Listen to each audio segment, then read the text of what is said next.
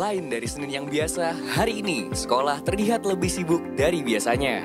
Ini menjadi hari pertama dilaksanakannya masa pengenalan lingkungan pendidikan atau MPLS untuk PAUD, SD, SMP, hingga SMA dan SMK. Pada tahun ajaran 2025-2026 ini, Kementerian Pendidikan Dasar dan Menengah menamainya sebagai MPLS Ramah. Hal ini dimaknai sebagai kegiatan untuk menghormati hak anak dan menjunjung nilai karakter. Program ini meliputi penumbuhan dan penguatan karakter serta profil kelulusan, pengenalan warga sekolah, pengenalan kurikulum, pengenalan lingkungan sekolah, dan pengenalan lingkungan sekitar sekolah. Lalu, apa saja evaluasi pelaksanaan MPLS hari pertama ini? Ikuti diskusinya dalam editorial review bersama Kepala Pusat Penguatan Karakter Kemendikdasmen, Rusprita Putri Utami. Beralih ke Jawa Tengah, Detik Sore hari ini akan mengulas peristiwa memilukan yang terjadi di Boyolali. 4 orang anak ditemukan dalam kondisi mengenaskan dan mengalami kelaparan di sebuah rumah di Desa Mojo, Kecamatan Andong, Boyolali. Ada apa di balik peristiwa ini? Ikuti laporan langsung jurnalis Detik Jateng selengkapnya hanya di Indonesia Detik Ini.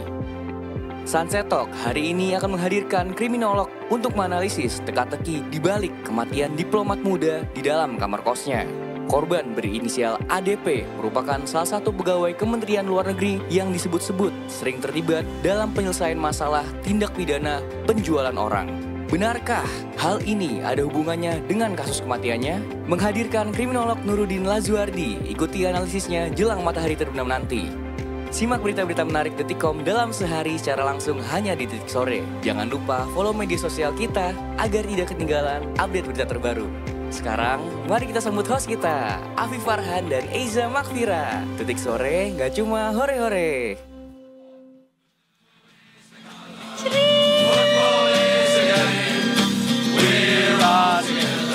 And winning is our aim, so cheer us up through the sun and rain. Cause Chelsea is our name. Here I the brave weather. Ini 2 hari lamanya. We can shine. Congratulations! Piu, piu, piu, piu, piu. Chelsea baru aja juara, Eiza. Betul. Piala Dunia antar klub. Yang tandingnya selalu siang-siang tengah Iya, bolong, di tengah bolong itu. Lawan PSG 3-0 ya Keren. kan. Maksudnya kan Chelsea juga menggendong kota London gitu ya. Maksudnya berat dong. berat banget bebannya. Iya. Ada namanya itu Arsenal atau apa ya? Gue lupa tuh namanya. Oh, Arsenal. Arsenal. Iya. Senol ya, Iya, zaman-zaman Arsenal gitu. YM. Jadi kayak ya Chelsea lagi gitu. Ih, Selalu gak apa-apa Chelsea yang dong. menyelamatkan muka kota London, muka klub Inggris gitu. Jadi ya Tapi congratulations untuk fansnya Chelsea sebutannya apa? Chelsea holic, Chelsea Enggak. Bestie. Chelsea Island. Betul. The Blues lah. The Blues. Ya Buat padahal para- kemarin terakhir kita ngobrol di sini tuh banyak yang menjagokan PSG. Iya, nah ya itu dia kan. Di situ adalah elemen of surprise-nya. Nah itu dia Za. Orang gue sebagai fans Chelsea ya Za, gue gak nonton emang karena kan faktor usia kan. Main jam 2 pagi Za. Ya udah gue bangun jam 5 sholat subuh, gue buka Detikcom tuh. Chelsea PSG The Blues menang 3-0. Oke, gue belum sadar, gue buka Cole Palmer 2 gol. Wah, langsung gue teriak, anak gue jadi insinyur. Gak bisa benih dong. Beda ini ya, beda sidul ya, beda cerita ya kalau itu ya tiba-tiba ya.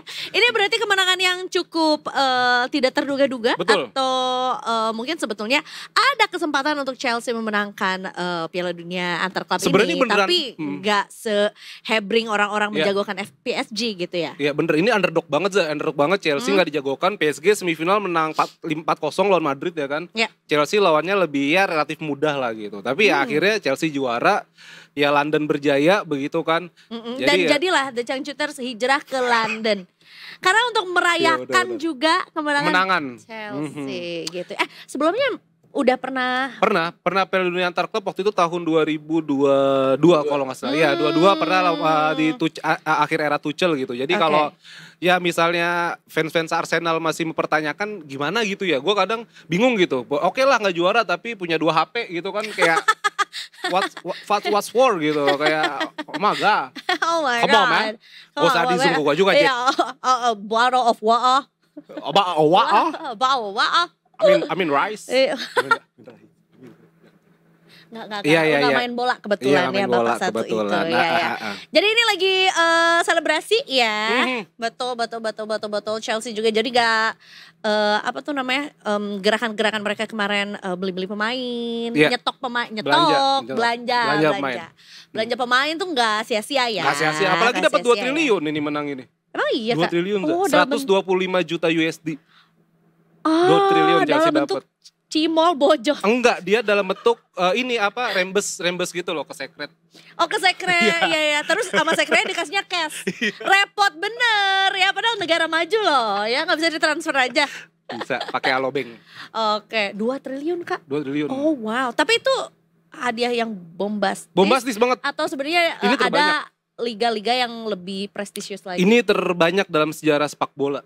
Wow. Dan pertama kali karena itu kan gue bilang ini event ini Piala Dunia Terklub yang pertama maksudnya format baru 4 tahun sekali gitu kan, hadiahnya juga 2 triliun. Bahkan FIFA nanti 4 tahun ke depan itu dia janjin ini kan 2 triliun, 3 triliun ditambah 1 triliun lagi.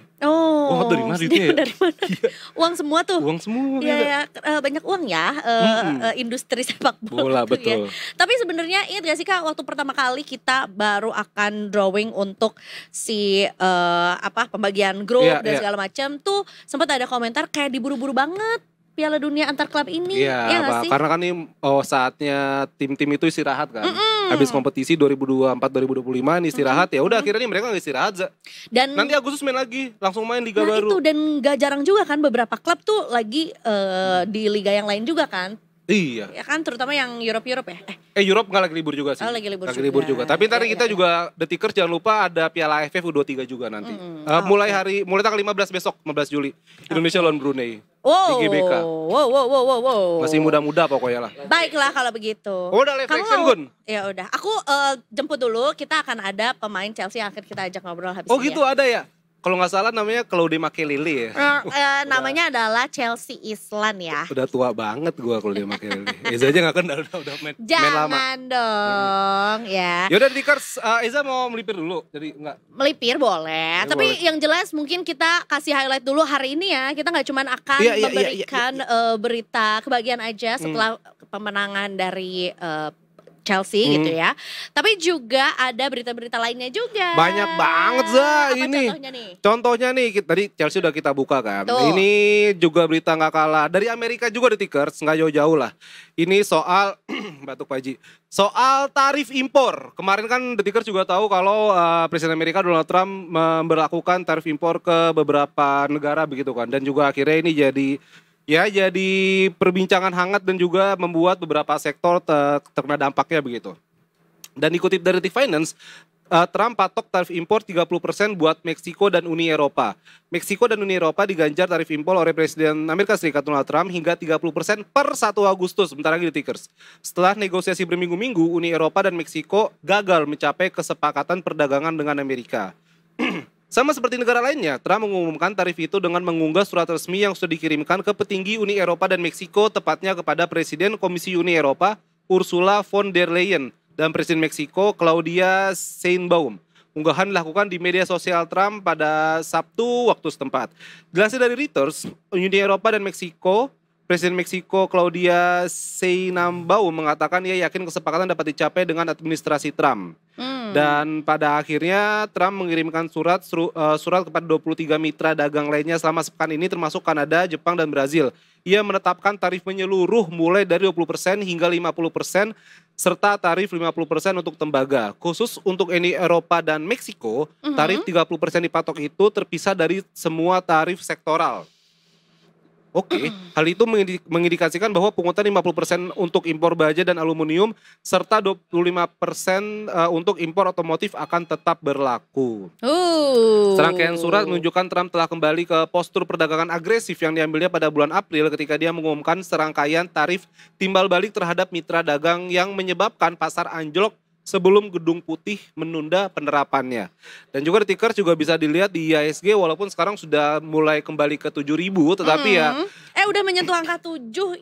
Depannya udah 7 ya. Udah 7, tapi kan ini masih belum aman, Za. Yes. Masih wait and see gitu loh. Maksudnya ya para ya harus gimana ya, harus pinter-pinter lah gitu. Betul ya. Walaupun sebenarnya tadi kan dikasih tahu juga ada 23 mitra dagang yang disuratin sama Trump juga dari 20% sampai 50%. Gila ya kalau pajak 50% mau kayak gimana harga. Ini kayaknya suratnya di bawahnya tiada kesan tanpa pajakmu.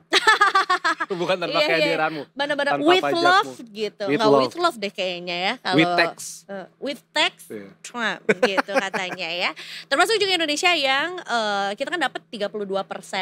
Walaupun kita nggak di beda-bedain sih Kak sebenarnya. Kan kalau itu kan apa aja tadi tembaga ya, gitu ya, otomotif beda-beda ya gitu ya.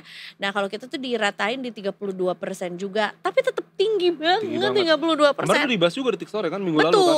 Gue nonton tuh waktu itu. Gue penonton setia pokoknya, Detik Malam.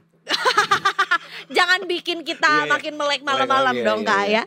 Tapi sebetulnya juga mungkin itu ya yang akhirnya membuat Indonesia sebenarnya kalau bisa dibilang sih kayaknya kita nggak terlalu panik juga sih begitu surat itu dikeluarkan sama Trump juga. Karena memang dari papan ajaib yang muncul di bulan April juga kita udah dapat angka 32% kan. Which nggak mengubah apapun tuh si negosiasi kita juga gitu. Akhirnya kayaknya sih tim Indonesia memang sudah punya plan B gitu ya. Jadi mau dikemanain nih produk-produk asal Indonesianya biar tetap bisa mengekspor tapi nggak kecekek sama tarifnya Amerika gitu ya. Dan akhirnya kita bermesra-mesraan sama siapa tuh? Sama Sal Priadi. Kita mesra-mesraan kecil-kecilan dulu ya. Mesra-mesraannya itu dengan Uni Eropa ya, karena kita baru aja menyepakati, merampungkan gitu ya perjanjian dagang IEUCIPA. AIUUIA. Gue tadi pas bacanya kayak nih perdagangan orang Sunda. Iya cepak. Iya cepak. Oh iya ini cepak. Iya. Sanes. Itu adalah Indonesian European Union Comprehensive Economic Partnership Agreement. Nah itu daripada IEU cepak gue gak tahu cara bacanya. Iya cepak. Iya cepak ya. Jadi baru ditandatangan juga sama Presiden Prabowo dan juga Presiden Komisi Uni Eropa Ursula von der Leyen yang secara langsung mengumumkan kesepakatan perjanjian dagang ya multilateral ya antara Indonesia dan juga Uni Eropa juga gitu ya. Bahwa sebetulnya perundingan perjanjian ini tuh udah dibahas selama 1 dekade dan lebih dari 19 putaran perundingan dilakukan. Tapi akhirnya rampung juga nih di tahun 2025 ini gitu. Nah, abis itu disampaikan juga sama Menko Bidang Perekonomian Erlangga Hartanto ya yang menyatakan bahwa perlanjutan atau penandatanganan peresmian perjanjian ini bakal dilakukan di kuartal 3 tahun ini dan diharapkan dalam waktu dekat ekspor produk Indonesia ke Uni Eropa itu bisa sangat rendah sampai dengan 0%. Dengan gitu makanya produk Indonesia bisa makin dilirik sama pasar terutama juga di Eropa. Jadi nggak usah takut kehilangan pasar Amerikanya lah gitu. Setelah kemarin dikasih tarif 32% gitu ya. Dan sebenarnya setauku juga kita kan lumayan banyak tuh mengekspor alas kaki, pakaian-pakaian, baja ringan. Nah, baja ringan nih harus putar otak lagi nih, kita akan diekspor kemana. Baja gitu, berat? Aku nggak tahu lagi Kak. Aku bercanda lagi. Kalau baja baji. Ngobrol kemana-mana, baca-baca. Oh baca-baji. Iya ya, gitu. Katanya sebetulnya Indonesia tuh memproduksi ya baja ringan itu di beberapa perusahaan lokal, ya terutama apa tuh namanya yang udah berinvestasi dalam produksi baja ringan. Termasuk yang salah satu yang mungkin cukup familiar sama Detikers adalah PT Krakatau Steel juga, gitu ya kan. Gitu. Krakatau. Jadi ada peningkatan produksi terus tapi Indonesia masih mengalami defisit dalam pasokan baja ringan. Jadi memang sebetulnya kebutuhan pasarnya tuh masih lebih besar daripada produksinya juga. Tapi sebetulnya potensi untuk ekspornya tuh juga tinggi banget gitu. Termasuk juga salah satu targetnya setelah kita dikasih tarif itu adalah akhirnya ke Eropa gitu. Ya kan. Pokoknya diproyeksikan setelah adanya perjanjian ini, Indonesia tuh PDB-nya akan tumbuh sebesar 0,19% dan dengan tambahan pendapatan nasional mencapai 2,8 US dollars dan juga ekspor Indonesia berpotensi untuk meningkat hingga 57,76% dalam 3 tahun ke depan ya. Mudah-mudahan perjanjian dagang itu bisa terlaksana dengan maksimal gitu. Jadi pajaknya bisa sampai 0% hingga 0% lah ya. Mungkin gak semuanya 0% lah. Gitu. Good luck. Semoga iya. Kita semua. Iya, kita semua. Apakah kita produsen baja ringan? Tidak. Tidak, tapi mungkin kan berpengaruh ke berbagai itu ke apa aja lapangan pekerjaan lainnya kan. Setuju, ya, setuju. Kan? Mungkin bisa iyalah biar jangan sampai gara-gara tarifnya naik kan lapangan kerja maksudnya perusahaan pada nutup. Bisa jadi kayak gitu kan. Betul, salah satu potensinya kan. Betul. Wah, ini tarifnya naik ke Amerika, ya udah efisiensi. Betul. Gitu kan, atau karena nggak ada negara yang butuh baja ringan atau produk dari kita, akhirnya pabriknya tutup. Jangan sampai. Kita sih berharapnya banyak investasi dari negara-negara lain itu juga dia. buka pabrik di sini, gitu betul. ya. Jadi kita juga padat karya. Betul, baja ringan, baja hitam, nggak apa-apa lah, mungkin semua. Mungkin kalau baja hitam itu yang produksi Jepang ya, masih lebih bagus kayaknya. Kita belum punya kayaknya baja hitam. Baja hitam RX. Izan untuk baja hitam dulu. Tahu, tapi enggak, dia tuh series gitu kan di TV kan, bukan film kan, bukan satu film biji sih, kan? Tapi dia bukan series, gimana ya? Iya bukan kan, series. kayak dia series kayak ada, panjang kan? Iya kayak ada sesi ini beda-beda gitu, tapi itu baja hitam ya. Kayak Dragon Ball, ada Dragon Ball saya, ada Dragon Ball apa? Iya, itu juga banyak. Dragon Ball GT, Dragon Ball Z. Ini beda orang ya? Apa? Kalau ini kan baja hitamnya beda orang kan? Beda orang ya, dia ada yang 3. Dragon Ball mah sama. Iya, Son Goku juga. Tapi kalau ngomong soal perdagangan, Oke. Ya. Susah banget masukin dari baja hitam ke sini. Kita akan live jualan cimol dulu ya di sela-sela berita. Live jualan cimol. Jangan ada dong. pancinya. Ini juga soal jual-menjual juga Detikers. Ini salah satu yang penting banget dan mungkin Detikers juga harus tahu. Iya waspada benar. modus penipuan kris palsu. Betul. Bukan nggak pakai John ya, itu Chris John. Di uppercut nanti kita. Nah, jadi Detikers ini kris itu kan singkatan ya, Quick Response Kode Indonesia Standar ya kan, atau KRIS. Sebenarnya KRIS bukan QRIS atau KRIS.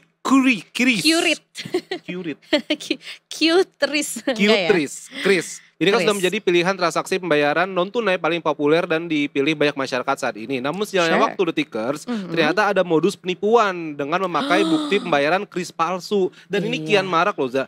Bahkan Bank Indonesia atau BI mengimbau para pemilik usaha atau UMKM agar lebih berhati-hati saat menerima pembayaran dengan kris, yakni dengan perhatikan notifikasi atau pemberitahuan keberhasilan transaksi. Bahkan BI kemarin sudah mengunggah juga di akun Instagram resminya @bank-indonesia, yaitu mereka bilang bagi pemilik UMKM harap waspada dan teliti kembali sebelum menyelesaikan transaksi ya. Belakangan ini ada oknum yang memanfaatkan kelengahan dengan membayar menggunakan bukti kris palsu. Nah, aku sempat nonton videonya Kak. Kamu lihat juga nggak? Di YouTube? Di sosmed. Di sosmed. Jadi ada kakak-kakak, mbak-mbak, let's say ya, pakai baju pink di mall. Bayangin keadaannya adalah, aku nggak tahu deh pokoknya tuh toko baju yang ada di mall, ya, tahu kan lah ya. Dan seramai apa dong, pasti, ya kan? Yang apa tuh namanya kasirnya tuh berjajar, ada antrian juga. Nah, dia tuh ketahuan, jadi set gitu kan ya, pura-pura bayar. Abis itu dia ngedit sendiri. Oh iya. Abis itu kena CCTV, dia ngedit sendiri, dia masukin jumlah sesuai dengan si tagihan yang ada. Abis itu dia edit set, dia tunjukin gitu. Oh iya, gue inget. Dan itu lumayan, padahal sebenarnya juga bukan untuk kebutuhan, ya mau kebutuhan primer atau bukan juga tetap nggak boleh ya. Tetap nipu orang juga ya. Bahaya. Jumlahnya 2 jutaan gitu beli baju dia. Lumayan gitu. Loh. Malah beberapa di tempat gue kalau misalnya pedagang gitu, bahkan sekarang pakai kris kan juga bisa di warung Madura ya. Benar. Warung Abang Cilok juga bisa. Setuju. Ya, Abang Es Teh Manis juga bisa gitu, Teh Poci juga bisa. Mana? Jadi beberapa di tempat gue itu pedagangnya jadi ada bunyinya gitu, cekring-cekring gitu. Benar. Jadi misal udah masuk apa enggak, ya. Betul. Kalau enggak ya itu misalnya kalau di tempat kucing jualan makanan kucing itu juga ada tempat gue. Kucing. Gue mau beli, "Mbak yang bagus buat kucing mana ya?" "Oh, ini enak Mas rasanya." Dimakan sama mbaknya ternyata.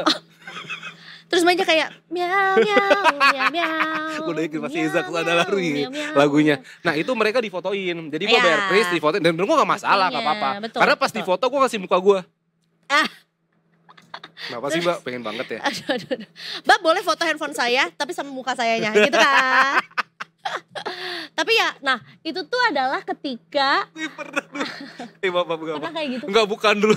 Gue pernah ada abang paket datang ke rumah, terus abang kan fotoin kan, mas fotoin dulu ya, Bukti terus fotoin, terus dikasih tahu gitu kan, penerimanya satpam, padahal gue marah banget. Ya tapi kalau itu halal ya nggak masalah. Iya gitu. Maksud gue nggak gengsi gitu loh, Za. Padahal kan bukan satpam, padahal kita bukan kebon.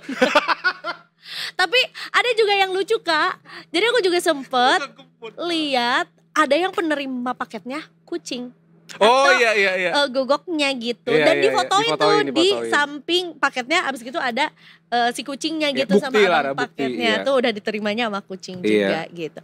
Iya, balik lagi juga soal ngomongin si Chris ini. Itu tuh kalau case-nya kayak di tukang pet shop gitu ya, atau mungkin juga di UMKM yang lain, itu kan langsung terkonek sama handphone penerima si Chris-nya gitu, alias pemilik rekeningnya itu sendiri langsung. Meanwhile kan untuk beberapa sistem ada mungkin yang ownernya nggak ada di situ, ada yang memang dia tugasnya cuman ngasirin aja tapi juga nggak masuk notifikasinya, makanya ini harus double check. Biasanya harus ada notifikasi kan kalau gitu kan?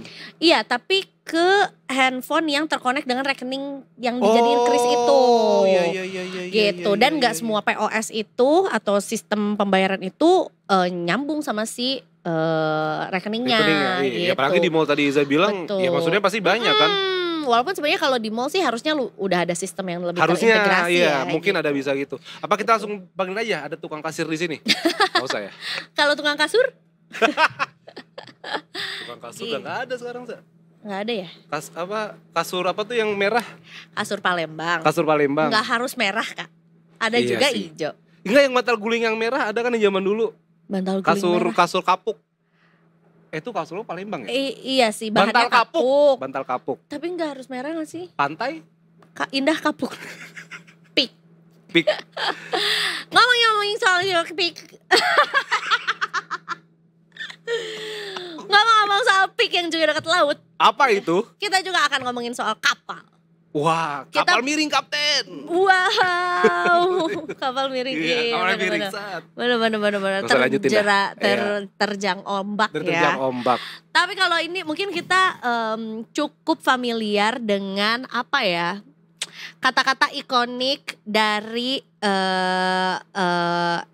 Menteri Kelautan, Bu Susi, tenggelamkan. Oh iya, gitu iya, kan iya. ya. Mungkin yang bikin ikoniknya adalah ya karena cuman Bu Susi gitu yang waktu itu bikin jargon tenggelamkan. Dan kebijakan itu juga. Nah, kalau sekarang ada update lagi nih. Apa mungkin tuh, juga ini jadinya ada asas kebermanfaatan yang lebih ya lah ya. Jadi katanya kalau misalnya kita menemukan kapal dari luar lah ya terutama, atau mungkin kapal sama dari Indonesia atau mungkin dari luar negeri juga yang melakukan illegal fishing gitu ya, biasanya ditenggelamkan. Kalau sekarang enggak, kebijakan yang baru adalah dihibahkan ke nelayan. Ya, okay. Jadi kapal dari tangkapan hasil tindak pidana perikanan nggak lagi ditenggelamkan, tapi dihibahkan ke nelayan untuk dimanfaatkan. Ya, nah ini udah juga dilaksanakan, udah terlaksana ya kebijakan baru ini. Jadi udah ada 5 kapal dari kapal ilegal yang ditangkap dan dihibahkan ke nelayan juga. Nah, penyerahan ini diawali dengan penandatanganan berita acara serah terima barang milik negara atas barang rampasan negara ya dari Kejari juga ke KKP yang udah dilakukan di Jakarta. Ini tuh udah dilakukan juga sama Direktur Jenderal Pengawasan Sumber Daya Kelautan dan Perikanan atau PSDKP Pung Nugroho Saksono ya, atau Mas Ipang katanya ya. Ini disampaikan bahwa kebijakan KKP dalam pemanfaatan kapal ya untuk illegal fishing itu adalah tangkap manfaat. Oke, jadi nggak dimusnahkan, nggak ditenggelamkan, tapi jadi kepentingan ekonomi nelayan juga. Nah selanjutnya pihaknya akan melakukan pemantauan dan juga evaluasi atas pemanfaatan kapal secara berkala. Dan ini tuh untuk memastikan kalau kapal-kapal tersebut digunakan tepat sasaran dan juga tepat guna dan tidak disalahgunakan atau diperjualbelikan sama nelayan juga. Paling penting gitu, tuh. Ya kan. Jadi menurut aku sih, aku sih yes, Mas Anang. Gak tau Dani gimana Dani? Jangan lempar ke orang lain. Tapi oke kan maksudnya. Oke lah, oke juga. Soalnya kalau kapal ditenggelamkan tuh manfaatnya itu cuman buat yang diving. Jadi abandon. Oh iya, jadi wreck gitu ya. Shipwreck ya kan. Bisa. Tapi kalau ini mungkin dimanfaatkan. Ya yang lagian juga kalau melakukan illegal fishing kan harusnya gue udah tahu itu tidak boleh. Kalau nggak gini kapalnya disumbangin tapi orangnya ditenggelamin. Kan nanti HAM. Oh itu iya, pelanggaran HAM nggak boleh ya. Baiklah kalau gitu kita dukung. Tapi kita tidak dukung illegal fishing ya. Tapi mudah-mudahan bisa bermanfaat untuk para nelayan. Isa habis baterai. Bermanfaat bagi para nelayan dan juga jangan ada lagi illegal fishing. Beneran orangnya tenggelamin. Kita jadikan dia makanan hiu. Jadikan dia duta laut.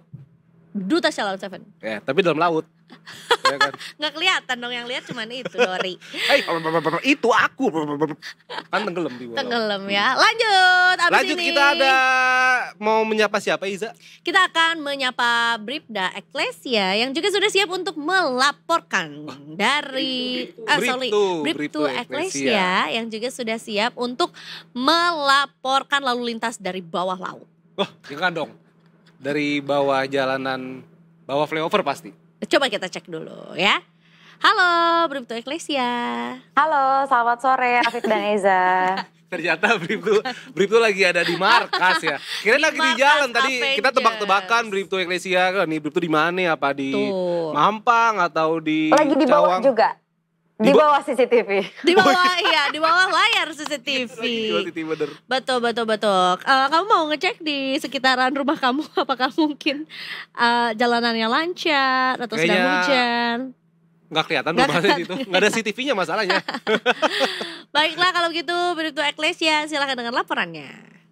Baik, terima kasih Afif dan Eza. Selamat sore Detikers, bersama kami dari NTMC Korlantas Polri akan menginformasikan situasi arus lalu lintas di beberapa titik melalui pantauan CCTV kami. Untuk titik yang pertama kita akan pantau di kawasan Simpang Semanggi, Jakarta Selatan. Dari arah Gatot Subroto yang akan menuju ke arah Senayan maupun Selipi tampak cukup ramai dan terus mengalami peningkatan volume arus kendaraan dari berbagai arahnya. Begitu pula dari tol dalam kota Semanggi yang akan menuju ke arah Kuningan maupun Cawang dan di arah sebaliknya. Kami menghimbau kepada seluruh pengendara yang akan melintas di kawasan ini untuk tetap berhati-hati dan selalu menjaga jarak aman kendaraan Anda dengan kendaraan lainnya. Dan titik selanjutnya kita akan beralih di kawasan Pospol Cisarua, Bogor, Jawa Barat. Dari arah puncak yang akan menuju ke arah Jakarta maupun Ciawi dan di arah sebaliknya pada sore hari ini tampak cukup ramai dan cenderung mengalami ketersendatan dikarenakan meningkatnya volume arus kendaraan di jam pulang perkantoran pada sore hari ini. Kami menghimbau kepada seluruh pengendara untuk tetap berhati-hati dan selalu menjaga batas maksimal kecepatan kendaraan Anda dikarenakan banyaknya aktivitas di kawasan ini dan juga banyaknya angkutan umum yang menekturkan penumpang tidak pada tempatnya di kawasan ini. Dan titik selanjutnya kita akan beralih di kawasan Mega Mall Karawang, Jawa Barat. Dari arah Jalan Jenderal Ahmad Yani yang akan menuju ke arah Jalan Pantura maupun dari arah Jalan Pantura yang akan menuju ke arah Jalan Tuparef pada sore hari ini tampak cukup kondusif lancar dari berbagai arahnya. Kami himbau kepada seluruh pengendara untuk tetap berhati-hati dan selalu pada jalur yang benar demi keselamatan diri Anda dan juga pengendara lainnya. Dan titik terakhir kita akan pantau di kawasan Terminal Tirtonadi Solo, Jawa Tengah. Dari arah Kertasuro ataupun Klaten yang akan menuju ke alternatif Purwodadi ataupun Gerobokan dan juga Karanganyar pada sore hari ini kondusif lancar dan kecepatan kendaraan dapat ditempuh berkisar 40 sampai dengan 50 km per jam. Kami menghimbau kepada seluruh pengendara untuk selalu berhati-hati dan menjaga batas maksimal kecepatan kendaraan Anda. Dan kembali kami informasikan kepada Detikers bahwa operasi Patuh 2025 sudah berlangsung dari hari ini hingga 27 Juli 2025. Untuk itu pastikan selalu mematuhi rambu lalu lintas yang berlaku dan juga tidak lupa untuk melengkapi surat-surat kendaraan Anda sebelum melakukan perjalanan. Bagi Detikers yang ingin mendapatkan informasi situasi arus lalu lintas selengkapnya, dapat menghubungi call center kami di 1500669 ataupun melalui SMS Center di 9119. Selamat beraktivitas, hati-hati di jalan, dan salam presisi. Demikian Bribtu Eklesia melaporkan, kembali kepada Afif dan juga Eza. Silakan. Terima kasih banyak. Terima kasih banyak Bribtu Eklesia. Udah mau jam pulang kerja, udah mulai macet-macet semua sini. Betul, tapi mudah-mudahan juga tetap lancar ya di jalanannya juga. Dan tetap tertib. Betul. Jangan lampu kuning udah diklakson, udah kayak mencerdas cermat. Benar. Iya kan? Masih kuning sabar Pak. Sabar ya kan, mudah-mudahan bisa lebih sabar lah warga Jakarta ya. Apalagi hari ini juga kayaknya banyak adik-adik yang ditraktir makan. Karena sebagai reward hari pertama sekolah Oh, iya, gitu betul. sama orang tuanya juga. Terima kasih Bribtu Eklesia. Terima kasih Bribtu Eklesia. Batuk maaf. Keselimpet. Salam presisi. Salam presisi. Iya, jadi inget hari pertama masuk sekolah itu pulangnya diajak makan di luar gitu. Oh biar jadi reward, kayak, jadi gimana, reward. sambil cerita gimana hari ini sekolahnya. Terus aku jawab kayak, pecahkan saja kelasnya biar ramai. Ternyata udah terpapar ADC dari kecil ya. Maksudnya jadi dijemput Dian drama Sastro ya. Kenapa nggak Nicholas Saputra aja sih? Oh iya sih benar. Yang jemput. Oke. Oke, Abis ini kita balik lagi ya. Kita break dulu. Oke. Pokoknya banyak lagi ada banyak inilah lain-lainnya. Iya, pasti ada berita lainnya juga yang akan kita bawakan ya. Jangan kemana-mana, tetap di Detik Sore, nggak cuma hore-hore. Gue lagi mikir ini.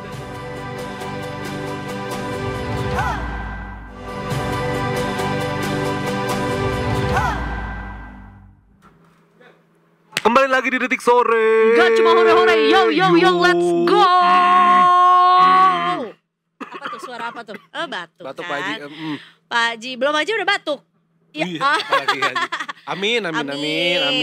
Amin. Semoga dimudahkan ya niatannya buat Detikers yang juga mau berangkat haji tahun depan gitu. Insya Allah. Emang udah boleh itu Kak Furoda udah keluar lagi izinnya? Kayaknya belum tahu sih. Kemarin kan ada beberapa yang batal kan. Terus sama harus nabung dulu, harus nabung beli kursi. Ada kok di bank-bank itu bisa. Di Bank Mega nih belakang bisa. Iya betul. Beli kursi buat haji. Tapi masih juga 20 tahun lagi lah. Lama banget emang. Gak apa-apa ya. Mudah-mudahan ada rezekinya. Amin. Ini juga, ini bukan soal kursi sapi yang mau kita bahas habis ini. Ini lebih ke jok ya, jok motor. Kenapa emang jok motor? Yang kayaknya tuh kalau pebalap itu harus udah punya standar, gak cuma balapnya aja tapi juga harus bikin selebrasinya. Iya ya nggak sih? Betul. Karena kan sama lah kayak di lapangan bola gitu kan. Ketika ngegolin tuh ada selebrasi stylenya masing-masing. Nah kalau sekarang nih gara-gara rame nih si Ryan apa ya nama panjangnya? Ryan siapa tuh yang dari Riau ya? Riau, bukan Ryan Reynolds ya? Bukan ya. Si Aura Farming ini akhirnya juga diadaptasi sama seorang pebalap motor, betul? Betul, MotoGP Marc Marquez Iza. Jadi kemarin di MotoGP Jerman itu Marc Marquez jadi juara. Dia mendominasi lah, dia nggak terkejar gitu. Dia lebih cepat 5 detik dibanding balap yang lain. Ternyata pas di sampai garis finish dia langsung, dan dia bilang emang sengaja ngelakuin selebrasi si Aura Farming ini. Aura Farming ya. Aura Farming ini. Jadi pas masuk ke finish gitu kan. Sorry ini gak ada musiknya jadi jatuhnya ini ya anonim lagi apa namanya itu? Anomali. Bukan, apa tuh? Nah ini nih tuh. Nah, asik. Menyala Bang Marquez. Dan dia bilang ini emang sengaja, Za. Jadi pas beres ini dia kan dia menang juara pertama kan. Yeah. Terus podium yang kedua itu Alex Marquez, adanya ketiga si Peco, Crespo Bagnaia. Nah, adanya itu Alex Marquez bilang ke si Mark pas lagi sebelum naik ke podium kan, lu pamer aja lu gitu kan. Terus dia bilang, ya gue sengaja makanya gue ngambil gas cepet. Terus habis itu gue berdiri. Karena kan ini butuh, MotoGP itu motor kan tuh berat ya Zaya. Betul. Dan dia ini butuh momentum untuk ini. Jadi pas di finish emang kemarin dia tiba-tiba kenceng tuh langsung berdiri kan. Oh ini juga skill kan ya. Agustus nanti ke MotoGP. Oh yang DJ-nya itu ya buat jalur pacu itu ya, pacu jalur gitu ya. Pacu jalur. Seru. Selain Marquez juga dan juga Oncu ya, pembalap World Superbike asal Turki, namanya susah nih. Toprak Razgatlioglu. Toprak Razgatlioglu. Nah, memilih selebrasi yang sama ya. Jadi kemarin juga setelah memenangkan perlombaan di Donington Park, Inggris, dia juga sama selebrasinya tuh ala-ala si pacu jalur itu ya. Terus nggak cuma Marquez, nggak cuma si Toprak juga, si Ditoprak. Balap mobil seperti F1 juga ada yang menunjukkan over farming juga, yaitu adalah pembalap William Racing. Belasaran Inggris Thailand, namanya adalah Alex Albon, ya, gitu. Dilakukan sebagai ya buat konten-konten aja sih, tapi bukan selebrasi pemenangan katanya begitu, ya. Cepat viral sih sekarang itu ya, apa-apa iya. ya. Tapi emang ini menarik sih emang gerakannya. Tapi lebih auranya tuh lebih kelihatan pas si anak ini itu, si Rian itu ada di atas si perahunya itu justru. Si pacu jalurnya itu. Betul. Di Riau.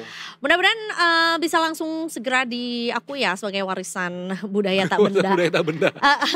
Ya mungkin nanti bisa Indonesia. kita Detik Sore langsung ke sana lah. Kan pacu jalu kalau nggak salah bulan Agustus itu kan nanti main di sana kan. Oh gitu. Yang di sungainya ya. Oh, dan baik. Pasti bakal rame sih itu, bakal rame banget dan bakal ngeliatin juga ya kan. Betul ya. Selebrasi. Itu buat selebrasi sebenarnya dia kan di depan.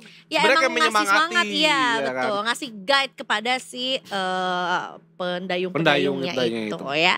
Baiklah, abis ini kita akan beralih juga. Ini salah satu berita yang juga baru muncul hari ini juga. Iya. Jadi kita akan beralih juga ke jurnalis Detik Jateng juga, ada Mas Djarmaji yang akan memberitahu juga soal penemuan ya, ada 4 bocah yang dirantai, diandong juga di satu daerah di Boyolali yang kecurigaannya itu adalah kayak human trafficking gitu ya, more like human child abuse dan juga human trafficking juga. Tapi kita harus cari tahu lebih dalam juga karena memang juga penemuannya juga baru juga nih ya. Aku juga tahu hari ini juga, makanya kita langsung aja menyapa Mas Djarmaji di Boyolali. Selamat sore Mas Djarmaji. Selamat sore Mas Djarmaji. Selamat sore Mas Djarmaji. Selamat sore. Iya. Ya.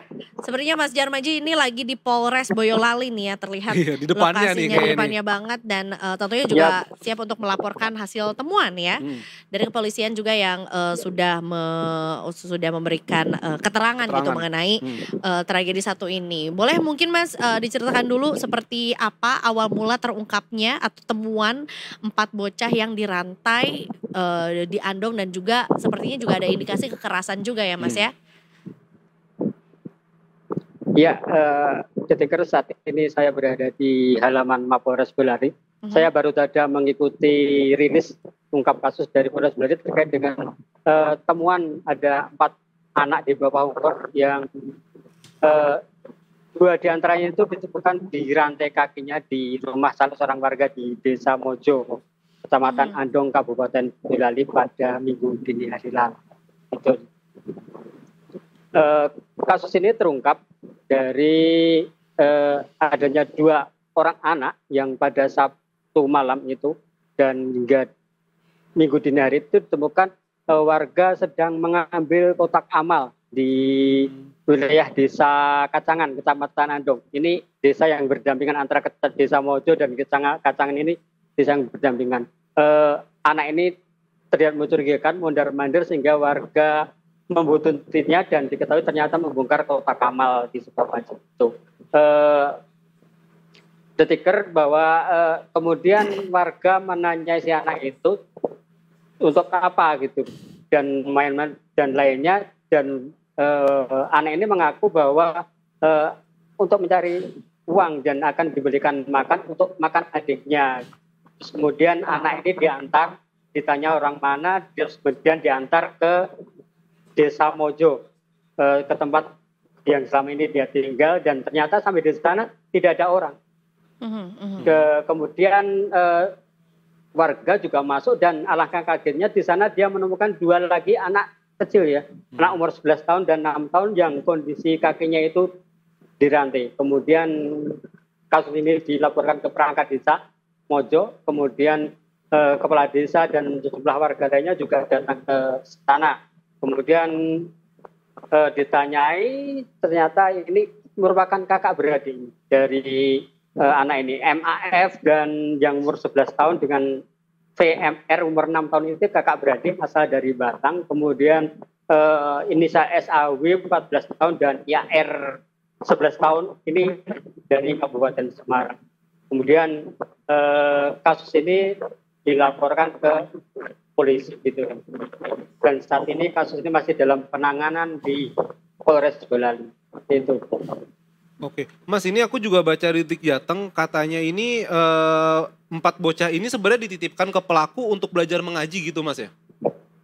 Ya, betul sekali bahwa si anak ini awalnya ke situ itu dalam rangka untuk mengaji, kayak seperti di pondok gitulah, seperti itu.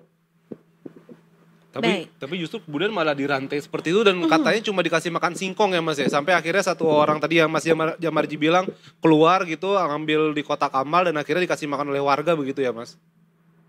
Iya, pada malam dini hari itu kepala desa juga sempat memberikan makan kepada 6 bocah itu. Katanya dari kurang dari 5 menit nasi yang diberikan itu sudah habis itu. Seperti itu. Anak ini berada di rumah Bapak SP ini saya di Desa Mojo ini sudah, yang satu itu sudah 2 tahun lamanya, yang satu lagi masih 1 tahunan. Tapi dari keterangan dari kepolisian tadi bahwa anak ini di rantai ini sudah sekitar 2 minggu. Mereka dirantai karena sebagai bentuk hukuman karena ada kesalahan yang mereka lakukan. Seperti itu. Baik, ketika ditemukan keempat bocah ini di rumah SP gitu ya, terduga pelaku juga, apakah SP-nya itu berada di lokasi dan kemudian apakah sudah dilakukan semacam interogasi gitu ya mengenai apa yang sebetulnya dilakukan atau direncanakan juga kepada 4 anak ini, Pak?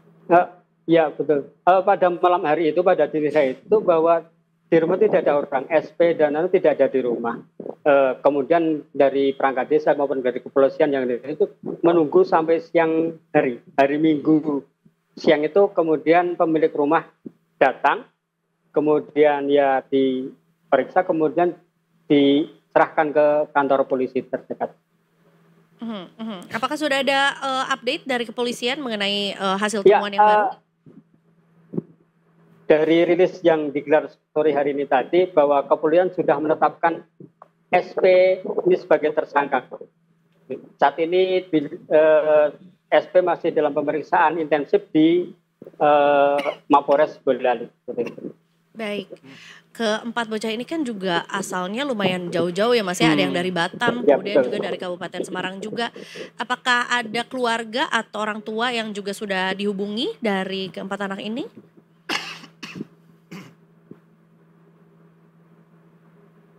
Halo. Ya, Mas Jarmaji. Ya, gimana, terputus tadi? Baik, ya, dinyatakan bahwa keempat anak ini kan dari 4 kota atau kabupaten yang berbeda gitu ya. Apakah ada orang tua atau keluarga yang juga sudah dihubungi dari keempat anak ini? Iya, kedua orang tua dari kedua anak ini, keempat ini sudah dihubungi nih. Bahwa yang dari Kabupaten Semarang itu masih punya orang tua, ibu dan bapak masih ada. Tapi untuk yang dari Batang ini merupakan anak yatim ya. Mereka hanya tinggal ibunya saja di rumah itu. Mereka juga sudah dipanggil ke Polres Boyolali untuk dimintai keterangannya juga. Begitu. Baik. Mas, untuk kondisi anak-anaknya bagaimana Mas sekarang? Kalau nggak salah itu ada salah satu anak yang dipukuli pakai kayu besi ya Mas ya? Iya, dari keterangan dari Polres tadi itu bahwa kondisi anak saat ini sudah di rumah aman ya, sudah ditempatkan di rumah aman yang milik Pemkab Boyolali. Untuk kondisi anak sendiri dari hasil visum memang mengalami ada luka-luka memar dan lebam yang itu diakibatkan karena ada pukulan dari si pelaku ini dengan menggunakan besi bekas antena. Ya, besi apa ya? Antena itu di tubuhnya, dan beberapa anak masih terlihat ada luka-luka memarnya. Baik, berarti tindak lanjutnya nih setelah ya ditanyai keterangan gitu ya kepada pelaku dan sudah ditetapkan juga sebagai tersangka, langkah hukum berikutnya apa Mas? Ya, saat ini dari Dinas Sosial maupun dari Pemkab Boyolali juga sudah melakukan pendampingan kepada 4 korban ini, baik pendampingan psikologis maupun hak dasar anak agar mendapat penghidupan yang semestinya ya gitu ya. mereka sudah ditempatkan nyaman. Dan untuk sementara ini dari keterangan dari Dinsos sendiri bahwa untuk sementara ini kalau mau untuk ditempatkan di sebuah pondok pesantren di Boyolali juga dengan bayar gratis.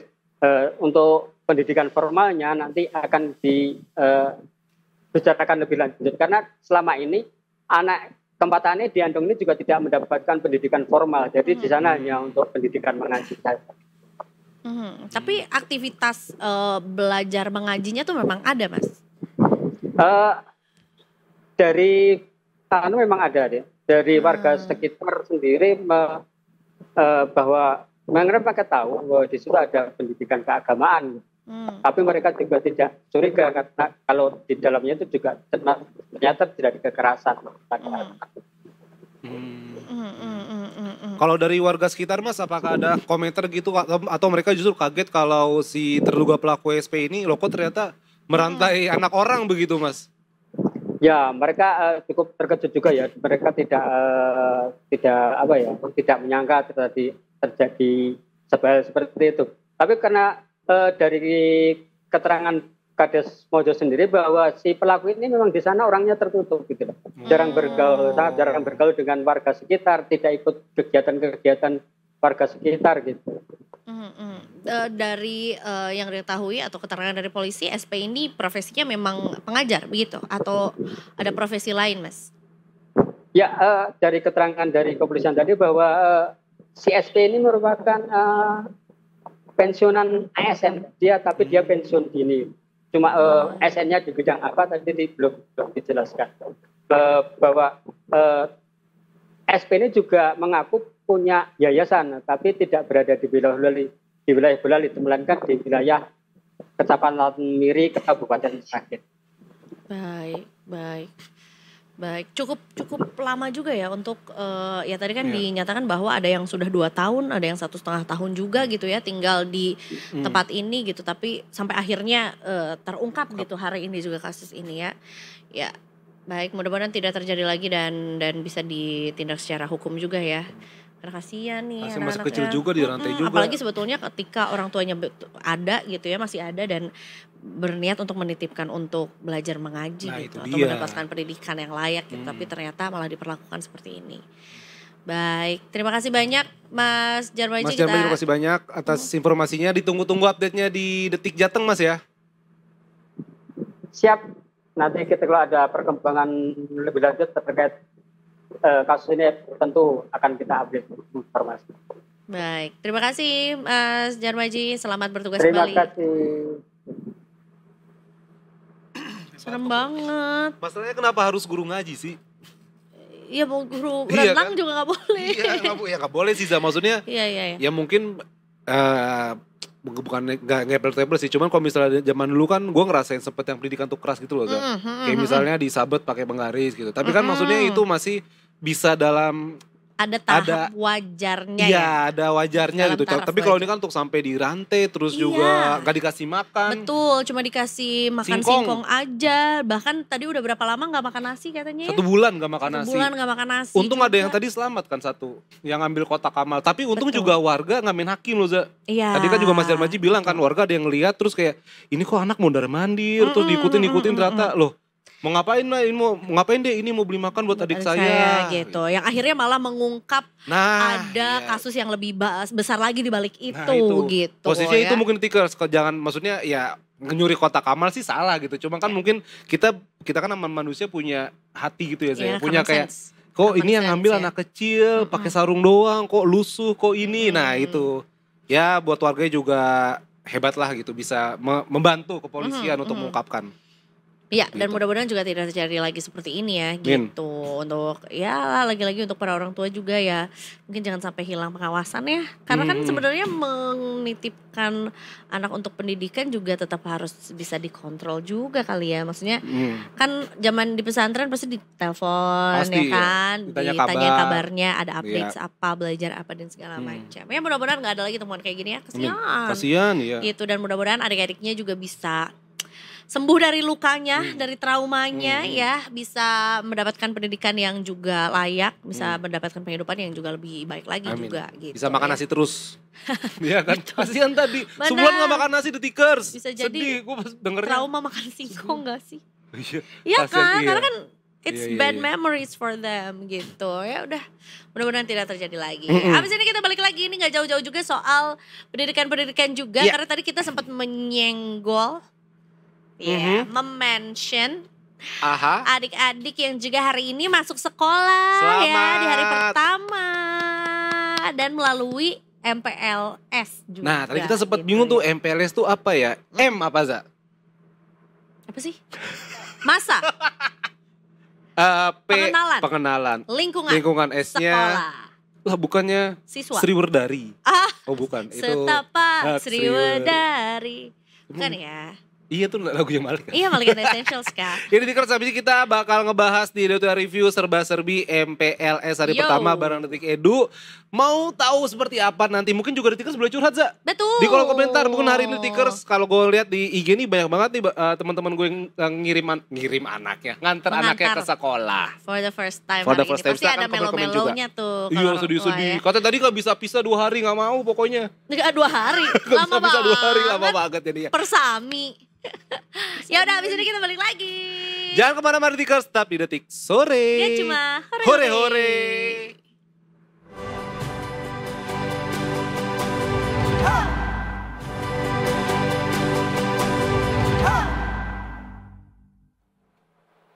Detik Sore. Gak cuma hore-hore. Detik Sore.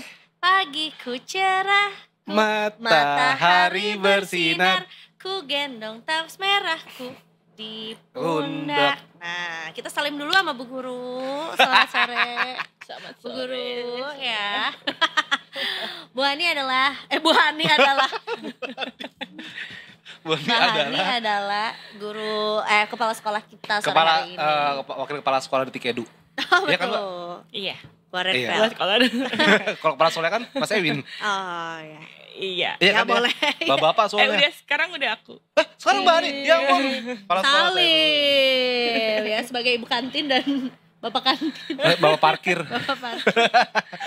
Hari ini adik-adik sudah melalui hari pertama sekolah MPLS. Iya, Alhamdulillah ya. Gimana Mbak, apa temuan di lapangan? Temuan ya. Tapi Temuan. bentar Mbak, sebelum itu Oh, Za. boleh. MPLS itu dulu tuh ospek ya Mbak? Iya, dulu namanya ospek. Oh, Terus MOS gitu kan. MOS. Masa orientasi siswa. Oke. Sekarang masa pengenalan lingkungan sekolah MPLS. MPLS. Oh, ini berarti ganti nama aja nih. Tapi tetap maksudnya kalau hari pertama sekolah tuh kan gak langsung belajar kan? Iya, orientasi lah ya. Iya, masih orientasi kan. Oh. Berarti ini juga tetap masih sama kayak gitu. Masih sama, cuman memang dipertegas. Tidak ada perpeloncoan. Ya kok Intinya gak itu. ada? Waduh, malah kamu mendukung bukan. Mantan kakak disiplin ya. Gak ada jerit malam ntar. nih. Jurit malam. Iya. Oh, emang Nggak ada. Nggak kayaknya ada. udah nggak, kayaknya nggak ada nilai-nilainya ya. Ya kan Selain ini ngajarin untuk berdoa terus sama mental. Allah. Ya Mbak tadi ngomong gue Mbak tadi pertanyaan Eza tuh. Evaluasi hari pertama Mbak apa aja nih Mbak? Kayak gitu. Evaluasi hari pertama mayoritas sih sebenarnya berjalan lancar ya. Cuman ada beberapa wilayah-wilayah ya kasuistis nih yang memang ada ya bermasalah kayak misalnya di Tangerang, di Tangsel. Itu ada sekolah yang jalan akses ke sekolahnya itu ditutup sama warga. Lah kenapa Mbak? Karena ada warga sekitar tuh yang nggak diterima. Oh, Wow. bentuk protes. Padahal jaraknya itu kan nggak begitu jauh, nggak sampai 1 kilometer gitu.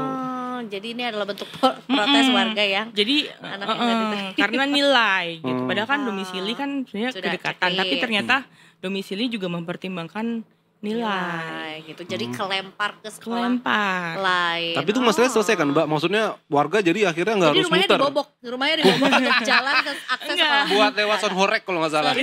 Itu bukan. nggak tahu, itu belum ada solusinya sih. Tadi saya coba tanyakan ke Disdik Tangsel ya, belum ada respon sih. Hmm. Karena memang juga yang ngomongin soal ajaran baru, ngomongin soal masuk ke jenjang berikutnya gitu ya di pendidikan itu nggak cuma tantangan buat anak-anaknya aja yang belajar, tapi juga strategi orang tua nggak sih ya sebenarnya realistik atau enggak? Karena orang tua aku juga gitu kayak realistis nggak nih anak gue masuk sekolah ini nilainya gitu. Waktu gue mau masukin Hogwarts tapi gue nggak mau, jadi penyihir soalnya. Ya nggak boleh ibu, itu sirik jadi penyihir. Nggak boleh. Jadi boleh. Harusnya kan sekelas sama Hermione ya. Iya, sama Potter waktu itu cuman Potter Harry. Potter. Nah Mbak, ini adakah perbedaan Mbak antara MPLS sekolah reguler dengan sekolah rakyat Mbak? Ada. Apa tuh Mbak? Jumlah harinya. Jadi lebih intensif di sekolah rakyat kan karena dia boarding school. Iya betul. Oh iya. Acuannya sama dari Kemendikbudrismen, cuma sekolah rakyat itu 2 minggu. Masanya. Lama banget Mbak. Kita kan 3+2 ya? Iya. Iya yang biasa reguler maksudnya. itu 3+2. Jadi 5 hari. Nah sekolah rakyat itu sekitar 2 mingguan. 2 minggu itu ngapain aja Mbak? Maksudnya apakah ya kalau pengenalan kan kayaknya 3 hari udah kenal sih sama guru-gurunya. Iya, nggak tahu katanya sih berproses gitu kan. Karena harus ngapalin Makes Mikes satu angkatan Kak, makanya lama. Iya ya. Makes Mikes, pantun, warna favorit gitu. Oh, berarti perbedaannya dari jumlah hari dan mungkin juga muatannya juga Iya. lebih padat kayaknya ya. Tapi jadinya harus dipanjangin harinya. Karena memang cukup spesial lah ya si siswa-siswa baru sekolah rakyat ini. Iya. Termasuk juga ini kan juga pilot project ya. Iya. Untuk sekolah rakyat tuh juga jadi mungkin perlu banyak yang ditinjau. Nah, kayaknya yang belajar juga gak cuma siswanya aja, guru-gurunya juga berbelajar juga. Guru-gurunya gitu. orang tuanya sampai ada hari ini tuh ada imbauan dari Kementerian Dukbangga Kependudukan ya dan keluarga itu ayah harus mengantar anaknya sekolah. Nah boleh nggak biar konfirmasi dulu, Mbak? ini tuh penting biar nggak jadi negara fatherless country ketiga di dunia kan Indonesia kan itu sampai pemerintah turun tangan loh. Ayah harus antar anak. Itu wajib ya Mbak? Harus Ya, wajib. bukan wajib. Maksudnya tapi harus ya. Sangat Himbauan. di-encourage, dihimbau gitu. Nggak wajib sih. Cuman saking identik anak tuh sama ibunya gitu kan. Kalau di Indonesia ini kan dianterin ibunya. Ini sampai negara itu bilang ayah yang harus nganterin ya hari pertama gitu. Oh, jadi ini adalah himbauan Oh ini dia nih. Dukbangga. Ya, 14 Juli Kemendikbudrismen nih, juga. Dan naik berita detik edu nih. Betul ya. Jadi peri kecil ayah diantarin sama ayahnya dong. Peri kecil Iya. ayah ya. Tapi kalau ayahnya kan harusnya kerja, Za. Apa nggak kepotong gitu? Kayak kantor yang nggak ngerti aja harus Bukan, ngerti dong. maksudnya kantornya. abis nganter nih, terus ketemu sama ayah yang lain. Workout dulu apa? Boleh dah, ayo. Kan begitu kalau bapak ketemu sama bapak yang lain. Nah, itu nggak sampai situ himbauannya. Ibu cuma nganter habis itu pulang ya. Tapi sebenarnya bener Mbak, I thought it's just a joke ketika Indonesia disebut sebagai salah satu negara fatherless gitu. Nomor 3 kan emang benar. Oh, datanya ada ya. Wow. Gitu. Jadi sampai diimbau dengan sampai negara ikut imbau ayah nih yang harus nganter gitu. Kalau nggak salah ASN juga dikasih apa nggak apa-apa deh kelonggaran siangan datang jam 12 gitu asal ngantar anak sekolah dulu. iya Betul. Bagus. Kalau sekolah sekarang masuk tetap jam 7 ya Mbak ya? Atau udah setengah 8? Jabar 6.30 guys. jam 30 tapi kalau Jabar? tapi tadi ada di Bandung kayaknya wali kotanya memundurkan 30 menit deh jam 7 deh tadi. Mantap. Jakarta jam 7 juga ya Mbak? Kang Farhan. Iya. Farhan ya. Ya karena kepagian kali. Iya, yang Berarti beda daerah bikin beda. mie goreng kotak juga nggak keburu kali jam 3.30 Iya, kalau bisa kurang. Kalau kalau pendidikan kan emang dia otonomi di bawahnya gubernur, ada dinas pendidikan.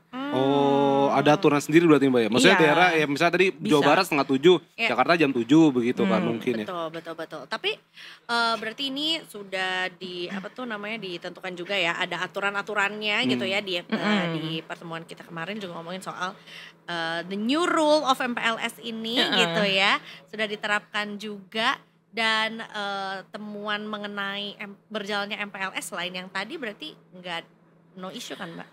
Belum ada isu yang esensial yang ditemukan gitu. So far sih ya berjalan sesuai dengan panduan itu. Bahkan panduannya juga MPLS ramah ya Mbak? Bukan marah ya. Ramah, jangan keliru marah gitu. Iya, jadi senyum, sapa, salam, sopan, santun, sopan, santuy. Dan santuy ya. Iya kan kita harus menciptakan lingkungan belajar mengajar yang menyenangkan dong biar nyaman karena kan itu rumah kedua gitu ya. Iya betul. Betul. Terus ada masih ada ini gak sih kayak posisi menentukan prestasi gitu. Posisi menentukan Buat prestasi. bangku ya? Buat bangku ya. Heeh. Sekolah tuh biasanya udah ngatur ya. Cuman ada kalau nggak salah ada kasus-kasus ya. Orang tuanya itu sampai masuk ngiketin tali rafia ya. Oh Tau iya, nggak? tadi gue liat di Ngiketin IG ada, tali iya. rafia. Itu buat nandain, Anak-anaknya, buat jadi ngetekin. di sini gitu. Sampai gurunya tuh komentar, "Ibu, kita sudah punya sistem anaknya Iya. di rolling gitu Iya. duduknya gitu." Oh. Betul-betul. Itu kalau SD ya. Kalau kita kuliah mah Pak makin belakang. makin belakang. Cuek habis. Iya. Paling gue di kelas satunya lagi kan connecting tuh kelasnya. Ah Nah, gue paling belakang tuh. salah dong. Aduh, biar bisa tidur Iya, iya. atau biar bisa makan. Bisa main kartu sih. Kalau aku harus di depan. Karena kehalangin sama yang badannya tinggi, ya kan? Kita sebagai murid-murid stunting namun semangat. Iya, ada sih kasus-kasus yang kayak gitu. Jadi Iya kan? orang tuanya ikut masuk nentuin tempat duduk anaknya gitu. Iya, Tapi bisa dibilangin kan Mbak kalau begitu biasanya? Bisa dibilangin lah. Maksudnya kan mungkin emang orang tuanya mungkin nih pengen yang terbaik ya biar Iya, anak aku iya, tuh perhatiannya penuh gitu. Tapi ya kan udah ada aturan sendiri kan. Iya rolling lagi, gue ngerasain dulu rolling. Rolling. Di rolling Biar kita adil hari ini ya. iya ditukar sampai depan guru, iya udah. Bahkan juga teman sebangku tuh nggak boleh itu terus biar juga Iya, kenal Jadi, sama yang jadi lain kanan juga. kiri beda flow-nya gitu kan. Moving class masih ada gak sih? Moving class kayaknya enggak deh. Moving class tuh Enggak apa ada. ya?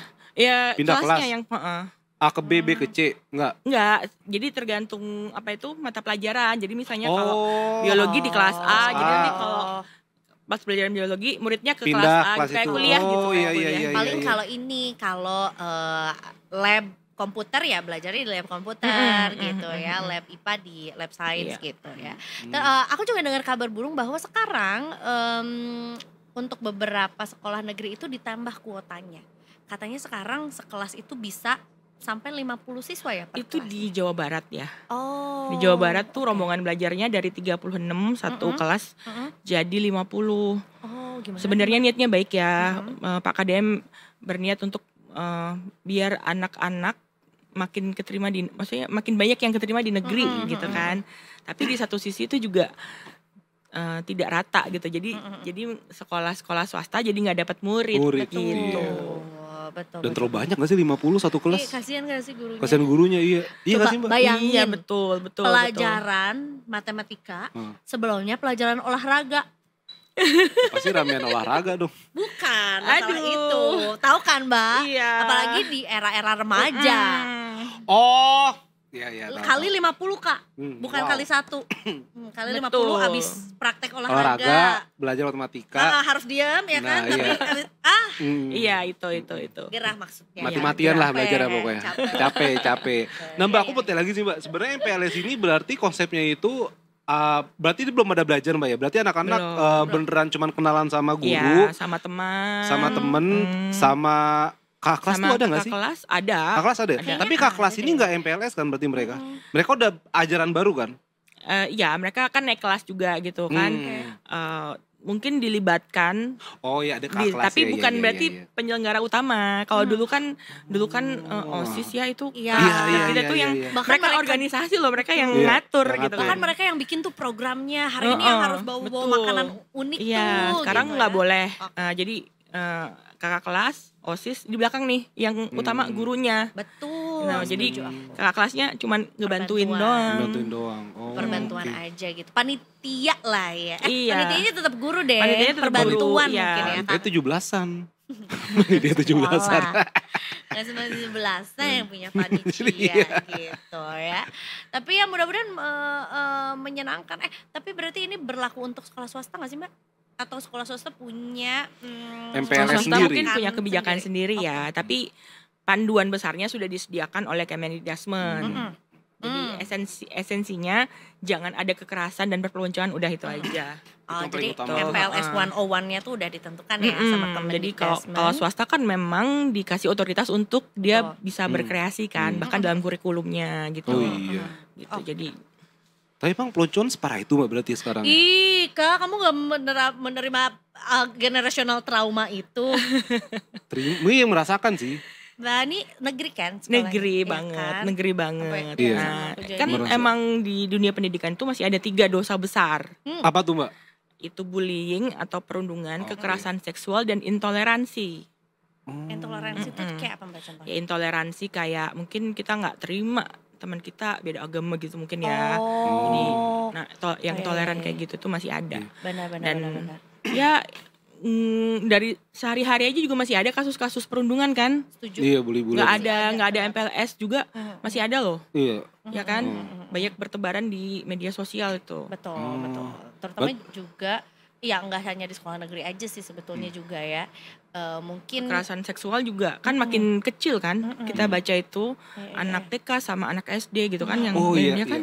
Itu masih ada, itu 3 dosa besar tuh masih ada di dunia pendidikan. Nah ini upaya untuk menanggulangi itu dari dulu sampai sekarang emang itu aja, harus sustain juga itu upayanya, nggak bisa berhenti di satu generasi kan. Gitu. Kalau aku dulu bulinya ini manggil nama bapak. Ya, itu lu ngerasain gak sih, Za? Iya kan, Bani juga ngerasain ya? Tapi gak ada baper-baperan deh kayaknya ya. Iya, biasa aja gitu. Justru lucu-lucu aja. Lucu aja. Gitu. Soalnya kalau dipanggil sama bapak orang, nah itu jadi yang bingung loh. Itu bukan bapak gua. Iya, cuman keceplosan kalau kita main ke rumah dia. Tarmin, bapaknya lupa. Jangan dihapus salah, Mbak. Manggil Jaki, Pak, bukan ini gitu. Ya gak sih, aku pernah soalnya. Kelihatan banget angkatannya ya, jauh ya. Iya sih. Sekarang enggak ya? Enggak, kayaknya mungkin enggak kali ya. Bullynya lebih advance. Kalau sekarang tuh perundungannya tuh nggak cuman pada saat ketemu bisa cyberbullying juga. Medsos itu ya. Sindir-sindiran gitu di medsos kan akhirnya bisa berujung. Ada apa? Ada grup dalam grup jadi. Itu mah bukan bullying, itu mah lu nggak ada temennya. Nggak diajakin masuk grup. Susah lagi. Dulu nggak pakai handphone kita sekolah. Iya dulu nggak ada HP jadinya ya begitulah. Berarti kalau di hari pertama perkenalan, nah ini kan masih panjang nih sebetulnya ya, masih ada 4 hari lainnya juga untuk MPLS gitu ya. Apalagi yang mungkin kita harus tahu juga di rangkaian kegiatan MPLS ini. Ada asesmen itu kan, asesmen numerasi dan literasi. Itu untuk SMP SMA. Apa tuh Mbak? enggak. Jadi memetakan kemampuan belajar siswa gitu. Untuk pembagian grup kelas kah? Atau untuk gurunya. Jadi nanti mungkin udah tahu nih kemampuannya, nanti mungkin bisa diarahkan kemana gitu. Semacam early psikotes bukan? Iya, semacam early psikotes tapi lebih simplified gitu loh. Numerasi dan literasi. Iya. Kayaknya memang perlu juga karena sampai kelas 3 SMA gue nggak tahu mau jadi apa. Mau kuliah apa? Masa? Mau kuliah di mana? Iya nggak tahu. Kayaknya krisis itu tuh emang kita ngalamin ya. Ini betul, kita mau sama kemana usia 30 sih gitu, juga tahu sampai mau kemana. usia 40-an juga kadang-kadang ngapain sih hidup ini gitu ya. Pokoknya kalau pas TK sih mau jadi astronot. Iya, aku astronot, nanti SD itu ya ntar SMP tuh ya nggak tiba sih nggak tahu mau jadi apa. Jadinya udah gedenya suka martabak terang bulan. Karena dulunya suka pengen jadi astronot. Iya lagi. Enak lagi. Terus apa Mbak checklist ketika MPLS itu terlaksana dengan baik gitu. Sukses lah Mbak. Sukses gitu ya. Indikatornya tuh apa? Indikatornya apa ya?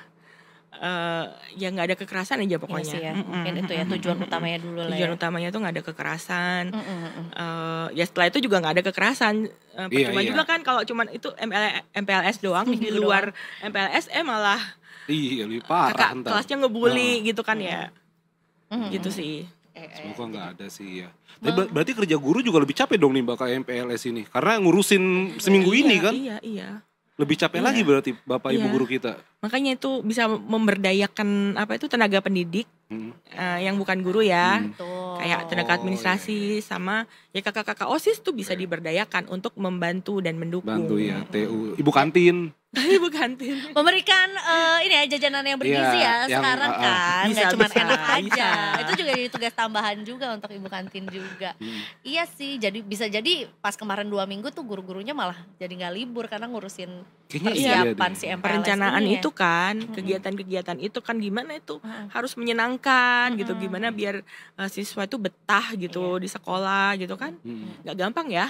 Iya benar. Membangun vibes itu loh. Betul. Apalagi mungkin permasalahan berarti ini yang lagi sekolah tuh Gen Alpha ya. Gengnya Gempi ya, bukan Gen Z kan? Iya, ini kalau SD ya, SD udah masuk Gen Alpha gitu kan. Problematikanya lebih beda kompleks lagi. Iya, sudah native digital banget mereka. 2000 berarti kelahiran 2019 20 ya Mbak? Ya seumur Rafathar lah. 18 17. Iya, benar-benar. Aku nggak tahu tuh tahun berapa, pokoknya segede-gede gitu deh, segede-gede Rafathar, segede-gede Gempi gitu kan, masuk sekolah gitu. Tuh, jadi udah native digital. Nah, ada program baru atau mungkin apa untuk bukan menanggulangi ya, untuk mengantisipasi lah mengantisipasi natif digital ini. Kayaknya sih kalau program baru itu dari Kemendikbudrismen mereka akan memasukkan coding dan AI ke mata pelajaran pilihan SD sampai SMA. Coding, Mbak? Coding. Wow. Ya, untuk ini juga nih native digital juga nih. Iya sih. Gitu. Dan untuk tren globalnya kan AI ya. Itu nanti akan jadi mata pelajaran pilihan tuh udah mulai tahun ajaran baru ini. AI ini kira-kira apain tuh Mbak, bikin apa? Nah itu dia, itu entah mungkin etikanya atau mungkin cara berpikirnya ya kan. Betul. Tapi sebenarnya bikin prompt juga skill sih. Betul sih. Iya kan, butuh skill lah untuk bikin prompt yang akhirnya menghasilkan sesuatu. Tapi manualnya kan harus diajarin dulu gitu kan. Kalau kita udah advance manualnya baru bisa bikin prompt yang bagus. Gitu sih. Berarti sekarang itu bawa HP ke sekolah nggak disita ya? Nah nggak tahu tuh Mbak. Iya nggak sih? Mungkin lebih ke ini ya, tidak boleh dipakai saat belajar.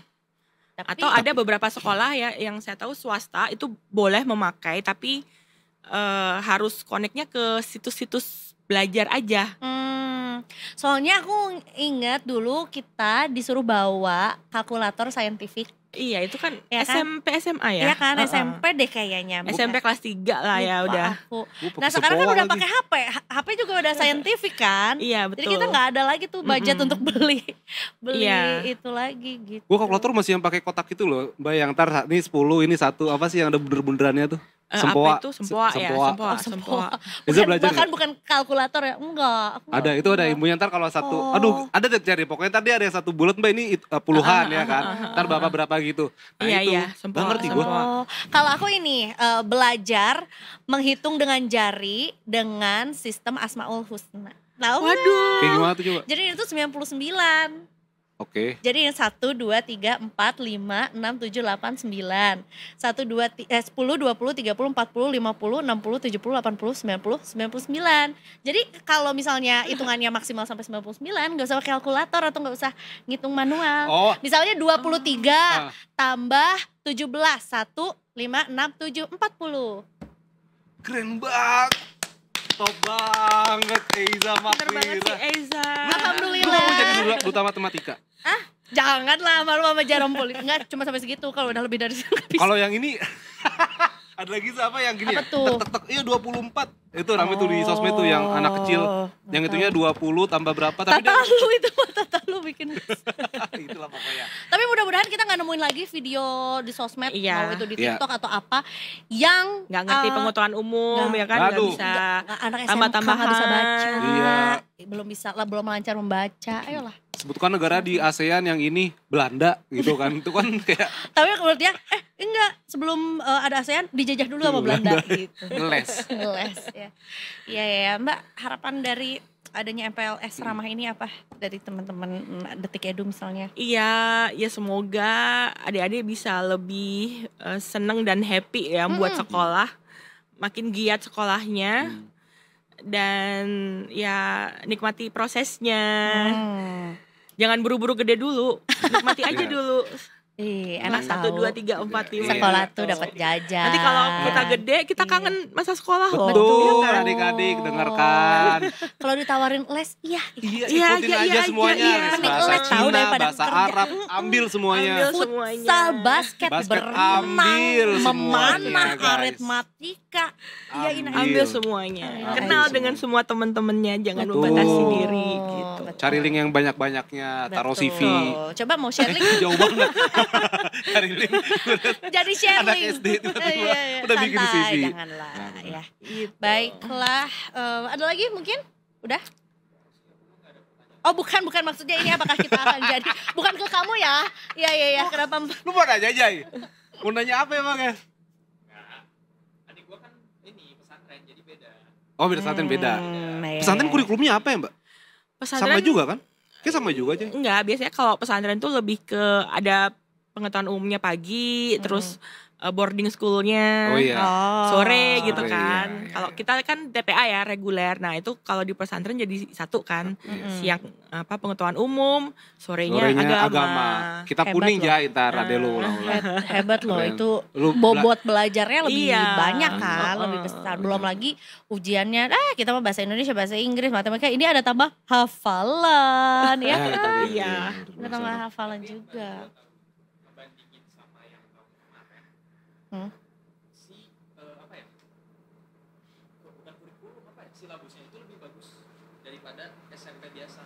Silabus tuh apa, Bu? Kurikulum. Iya, Kurikulum. Tahu dari mana? Oh gitu. Ya itu, tapi Oh, itu iya. pribadi ya, itu pendapat pribadi. Subjektif lah. Subjektif ya. Iya, Oke. kurikulum yang baru ya. Baiklah kalau begitu, terima kasih banyak Mbak Hani. Sama-sama Kita Kita Eza. nantikan juga Afif. update juga di Detik Edu Detik Edu. juga. Iya. Kita sih berharapnya ada juga kayak MPLS seru yang kayak kalau zaman dulu tuh bikin, tahu gak sih gerakan-gerakan yang sekolah itu, tahu gak sih Mbak, ada gerak kalau di lapangan bola itu ada orang yang bikin poster, abis gitu jadi ganti-ganti gambarnya apa. Nah, Oh sekolah itu juga biasanya bikin. biasanya di tingkat mahasiswa tuh Oh, banyak tuh. sekolah enggak ya? Cardboard gitu kan. Iya, Heeh. cardboard kan biasanya Itu bola biasanya di juga ada. kampus-kampus. Koreo. Koreo cardboardnya biasanya di kampus-kampus sih. Kampus ya. Oh, ya. Pusing ya anak SD dulu gitu ya. Repot, jangan nambah-nambahin kerjaan gurunya. Maaf. Sorry. Kasian gurunya, gue lebih mikir Iya. gurunya sih. Tapi kan buat yang tinggi-tinggi Tinggi, kan. kan SD enggak. Iya, Oke, SD enggak ya. Ya aku tadinya pengen lihat dong MPLS yang lucu-lucu atau berita-berita yang menghangatkan hati Hati, anak iya. sekolah gitu. Itu tadi di hari ada pertama. apa di detik foto yang masih pada nguap anak-anaknya. Iya anak. Masih pada ngantuk ya, Mbak? Iya bener. Soalnya kan pagi banget ya. Mungkin selama Oh, ini iya.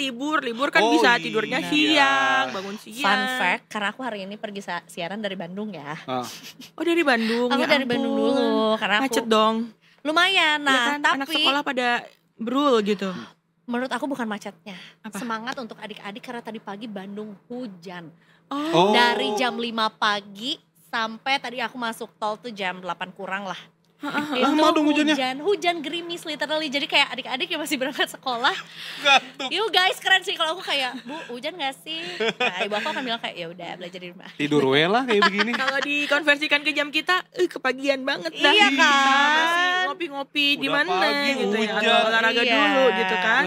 Ya beda tingkatan aja. Mungkin Iya, adik-adik iya, hujan-hujan belajar. Kalau kakak-kakaknya hujan-hujan tetap lari pagi, Iya. tetap pilates. Ya paling Tetap kerok- ngopi. kerokan dikit lah. Ngopi.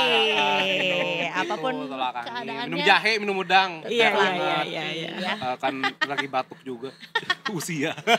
Makasih banyak Mbak Ani. Terima Iya kasih, sama-sama. Mbak Ani. Data Eza, Etik sore. Afif. Break kita mau ke Ibda Syarang guys, apa break dulu nih guys?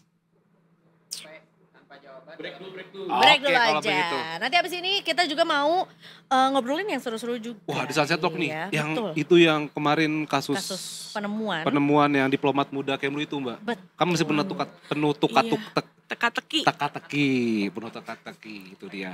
Kita ada kriminolog yang akan Iya. mengulas. Betul. Kita ya walaupun juga sebetulnya keterangan dari polisi juga belum secara resmi dibuka Iya. gitu ya. Tapi kita akan menganalisis dari ilmu kriminologi Betul, gitu itu ya. Habis ini. Seru deh pokoknya habis ini Detik Keras ya. Kita masih akan lanjut lagi masih di Detik Sore. Enggak cuma hore Hore-hore. hore. Detek dung. Des.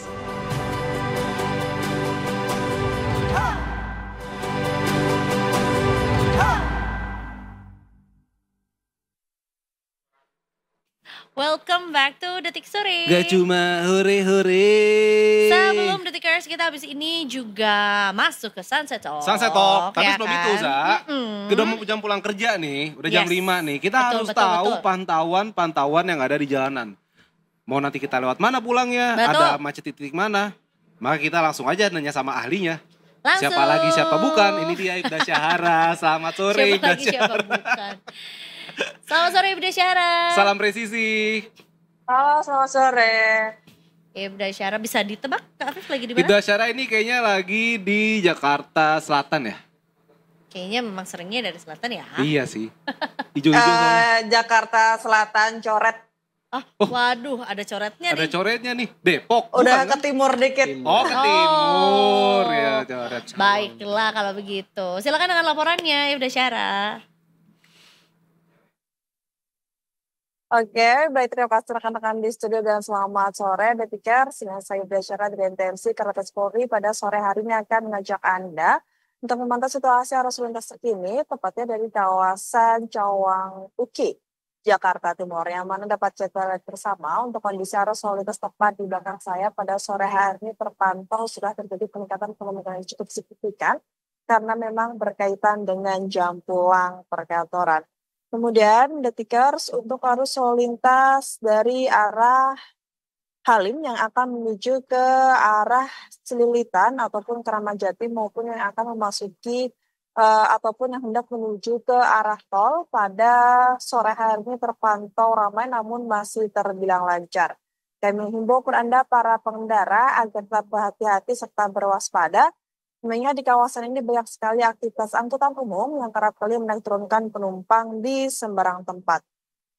Sementara Detikers untuk arus lalu lintas dari arah Cililitan yang akan menuju ke arah Rawamangun ataupun yang hendak berbelok ke kiri menuju ke arah Jalan MT Haryono pada sore hari juga terpantau ramai namun masih terbilang lancar. Namun kami menghimbau juga kepada Anda para pengendara khususnya roda 4 bagi Anda yang hendak mengarah ke Jalan MT Haryono agar untuk kembali mengecek nomor kendaraan Anda. Ingat di kawasan tersebut menerapkan sistem ganjil genap yang mana pada hari ini tanggal 14 maka hanya kendaraan berplat nomor genap saja dapat melintasi sekitaran kawasan tersebut. Bagi Anda, pengguna roda 4 yang menggunakan plat nomor ganjil dapat mencari jalan alternatif lainnya. Kemudian Detikers untuk arus lalu lintas dari arah Rawamangun yang akan berbelok ke kanan menuju ke arah Jalan MT Haryono maupun yang hendak lurus menuju ke arah Cililitan pada sore hari ini juga terpantau telah terjadi peningkatan volume kendaraan cukup signifikan. Namun jangan khawatir bahwa saya pada sore hari ini juga sudah ada petugas kami yang sedang berjaga di lapangan untuk membantu kelancaran arus lalu lintas di sekitar kawasan ini. Kemudian Detikers untuk arus lalu lintas dari arah Jalan MT Haryono yang akan menuju ke arah Rawamangun pada sore hari ini juga terpantau ramai namun masih terbilang lancar. Kami mengucapkan terima kasih kepada Anda, para pengendara yang telah berhenti di belakang garis stop dan tetap melakukan hak pejalan kaki. Dan Detikers, perlu kami informasikan juga bahwasanya pada saat ini Korlantas Polri serta seluruh satuan kerja lalu lintas di seluruh Indonesia sedang melaksanakan operasi patuh yang digelar mulai hari ini tanggal 14 Juli dan akan berlangsung hingga tanggal 27 Juli 2025 mendatang. Untuk itu, Detikers, kami dari pihak kepolisian tak henti-hentinya selalu menghimbau kepada Anda para pengendara agar selalu tertib dalam berlalu lintas dan mematuhi aturan dalam berlalu lintas. Dan Detikers, bagi Anda yang ingin mengetahui seputar informasi arus lalu lintas terkini, Anda bisa menghubungi line call center kami di 1.969 ataupun SMS Center di 9119. Stop pelanggaran, stop kecelakaan, keselamatan untuk kemanusiaan, Indonesia tertib dan salam presisi. Demikian Ibda Syahra melaporkan kembali bersama dengan rekan-rekan di studio. Silahkan. Terima kasih banyak. Terima kasih Ibda Syahra. Semoga operasi ini benar-benar menertibkan masyarakat. Biar pada pakai helm, biar motornya ada spion, biar kalau belok kiri nggak sesen ke kanan. Biar meningkatkan awareness juga, biar masyarakat tahu sebetulnya tuh tata tertib tuh ada dibuat untuk keselamatan dirinya sendiri dan orang lain gitu. Sekali. Ya. Terima kasih banyak Ibda Syahra, selamat bertugas. Benar, setuju. Salam presisi. Terima kasih. Salam presisi. Dan abis dari laporannya Ibda Syahra, abis ini kita akan beralih juga ke salah satu pemberitaan yang juga cukup ramai juga, yang akhirnya membuat banyak asumsi juga di masyarakat gitu ya. Bertanya-tanya menjadi bola liar juga apa sih sebetulnya yang terjadi. Karena memang juga sebetulnya perlu diketahui juga sama Detikers bahwa belum ada pernyataan resmi dari kepolisian juga sih ya. Tapi betul. kita masih diselidiki. Masih diselidiki, masih dalam proses penyelidikan juga. Nah sekarang kita mau cari tahunya dari ilmu kriminologi dulu aja deh. Berdasarkan yang mungkin kita bisa lihat di Detikom gitu ya. Ada video CCTV lah, ada pernyataan dari keluarga lah misalnya, dari teman-teman lah dan dari segala macam. yang kos juga. Betul, penjaga kos juga ya. Oleh karena itu kita bakalan ngobrol juga bersama dengan seorang kriminolog dari UI juga ya. Ada Pak Nurdin Lazuardi atau Mas Nurdin. Selamat sore. Selamat sore Mas Nurdin. Selamat sore Mbak. Pak Nurdin kali ya, Pak dosen nih Pak ya. dosen. Om aja lah Om. Om gak apa ya Om ya? Kakek juga gak apa-apa. Jangan dong. Kan kalau Om telolet Om. Jangan dong. Di klakson kaget nanti kita ya. Betul kan ya bahwa sebetulnya ini menjadi bola liar juga di masyarakat. Karena kayaknya kalau ada kasus yang cukup mencurigakan atau ada fakta-fakta yang dianggap ya mencurigakan gitu ya, itu jadi ya mengundang banyak asumsi lah, atau mungkin juga masyarakat jadinya sosokan main detektif-detektifan gitu jadinya. Pak. Menarik ya. Tapi saya boleh nanya dulu sebelumnya. Boleh Boleh Om. Kasus kematian seseorang, pembunuhan itu kan tiap hari banyak sekali di Indonesia bahkan. Kenapa ini menjadi menarik? Karena katanya Menurut aku pertama mungkin diplomat ya. Diplomat kan punya untuk kasus ini atau secara general? Kasus ini apa? Kasus ini aja. Kasus ini aja ya. Kasus ini aja. Yang kemarin diplomat muda yang mukanya tertutup lakban itu kan. Mungkin pertama dia diplomat Om. Karena diplomat kan mungkin bukan punya power sih. Maksudnya dia pejabat ya nggak sih Zat? Bantuin dong. Gue kayak lagi di sidang skripsi jadinya nih. Mungkin tuh Om. Dan sama ya itu, sama meninggalnya ya bisa dibilang tragis dan juga aneh begitu, karena dia ditemukan kan kalau menurut laporan polisi wajah tutup lakban dan juga di lakbannya ada sidik jari korban sendiri gitu kan Om. Jadi kayak mungkin orang bertanya-tanya nih apakah ini pembunuhan atau bunuh diri, dan tadi Iza juga bilang kan orang berasumsi gitu kalau bunuh diri kayaknya nggak begini banget begitu. Gimana Om? Bener nggak? Kalau dari sisi kriminologi itu ada 4 poin penting. Pertama adalah kriminologi mempelajari tentang korban kejahatan. Kriminologi mempelajari tentang pelaku kejahatan. Kriminologi mempelajari tentang kejahatan itu sendiri. Kriminologi yang terakhir adalah kriminologi mempelajari tentang reaksi sosial masyarakat. Nah, ini menjadi ramai karena apa? Karena yang terakhir ini, reaksi sosial masyarakat. Katanya manusia memang diciptakan untuk tertarik dengan bad news gitu, more than good news sendiri, ya gak sih Pak? Gak juga, tergantung. Ya? Kamu milih berada posisi mana? Reaksinya lebih reaktif ke yang itu kali. Ya. Jadi gini, kalau melihat viralnya, ini kan karena ada 2 kata kunci penting. Satu adalah karena diplomat. Diplomat dari sisi profesi korban ya. Tapi satu sisi lagi dia ditemukan meninggal dengan kondisi mukanya ada lakban. Tapi itu hanya muncul di pemberitaan mukanya di lakban, terlilit lakban. Terlilit, dililit ini sudah 2 hal yang berbeda ya. Yang benar mana ini? Terus kemudian dalam konversinya aparat kepolisian menyatakan bahwa hanya ditemukan 1 sidik jari saja di lakban tersebut. Nah, tapi tidak jelas apakah lakban itu melilit atau sebatas menutup mukanya. Kemudian rame lah karena ada hal yang aneh, sesuatu yang tidak biasa. Terus kemudian juga dia seorang diplomat, bukan hal yang biasa juga. Ya kan, dia bukan orang biasanya. Tapi di hari ini mungkin kalau kita cek dari data kejahatan, crime index ya, mungkin saja di Jakarta ini sudah ada ditemukan 10 mayat. Entah di mana, entah apakah karena korban pembunuhan atau yang lain, atau kecelakaan, ya kan. Tapi karena dia diplomat, jadi lain cerita ini. Diplomat ceritanya menjadi lebih kuat lagi ketika dia ditemukan meninggal dalam kondisi mukanya terlilit lakban atau ada lakban di situ, ya kan. Nah, apakah ini bisa dikatakan ini suatu bunuh diri atau satu tidak kejahatan, ada pembunuhan di situ? Kalau berdasarkan catatan penelitian, ada satu jurnal forensik kebetulan yang saya kemarin coba riset setelah saya diundang ke sini ya. Ada satu jurnal pada tahun 2009 di Amerika, itu dia memaparkan 2 kasus kematian dengan menggunakan lakban. Ya, saya coba nanti saya gambarkan. Ini dia ini. Jadi ada 2 kasus ya. Ada 2 kasus. Yang pertama adalah korban pertama itu dia di lakban hanya mulut dan hidungnya saja.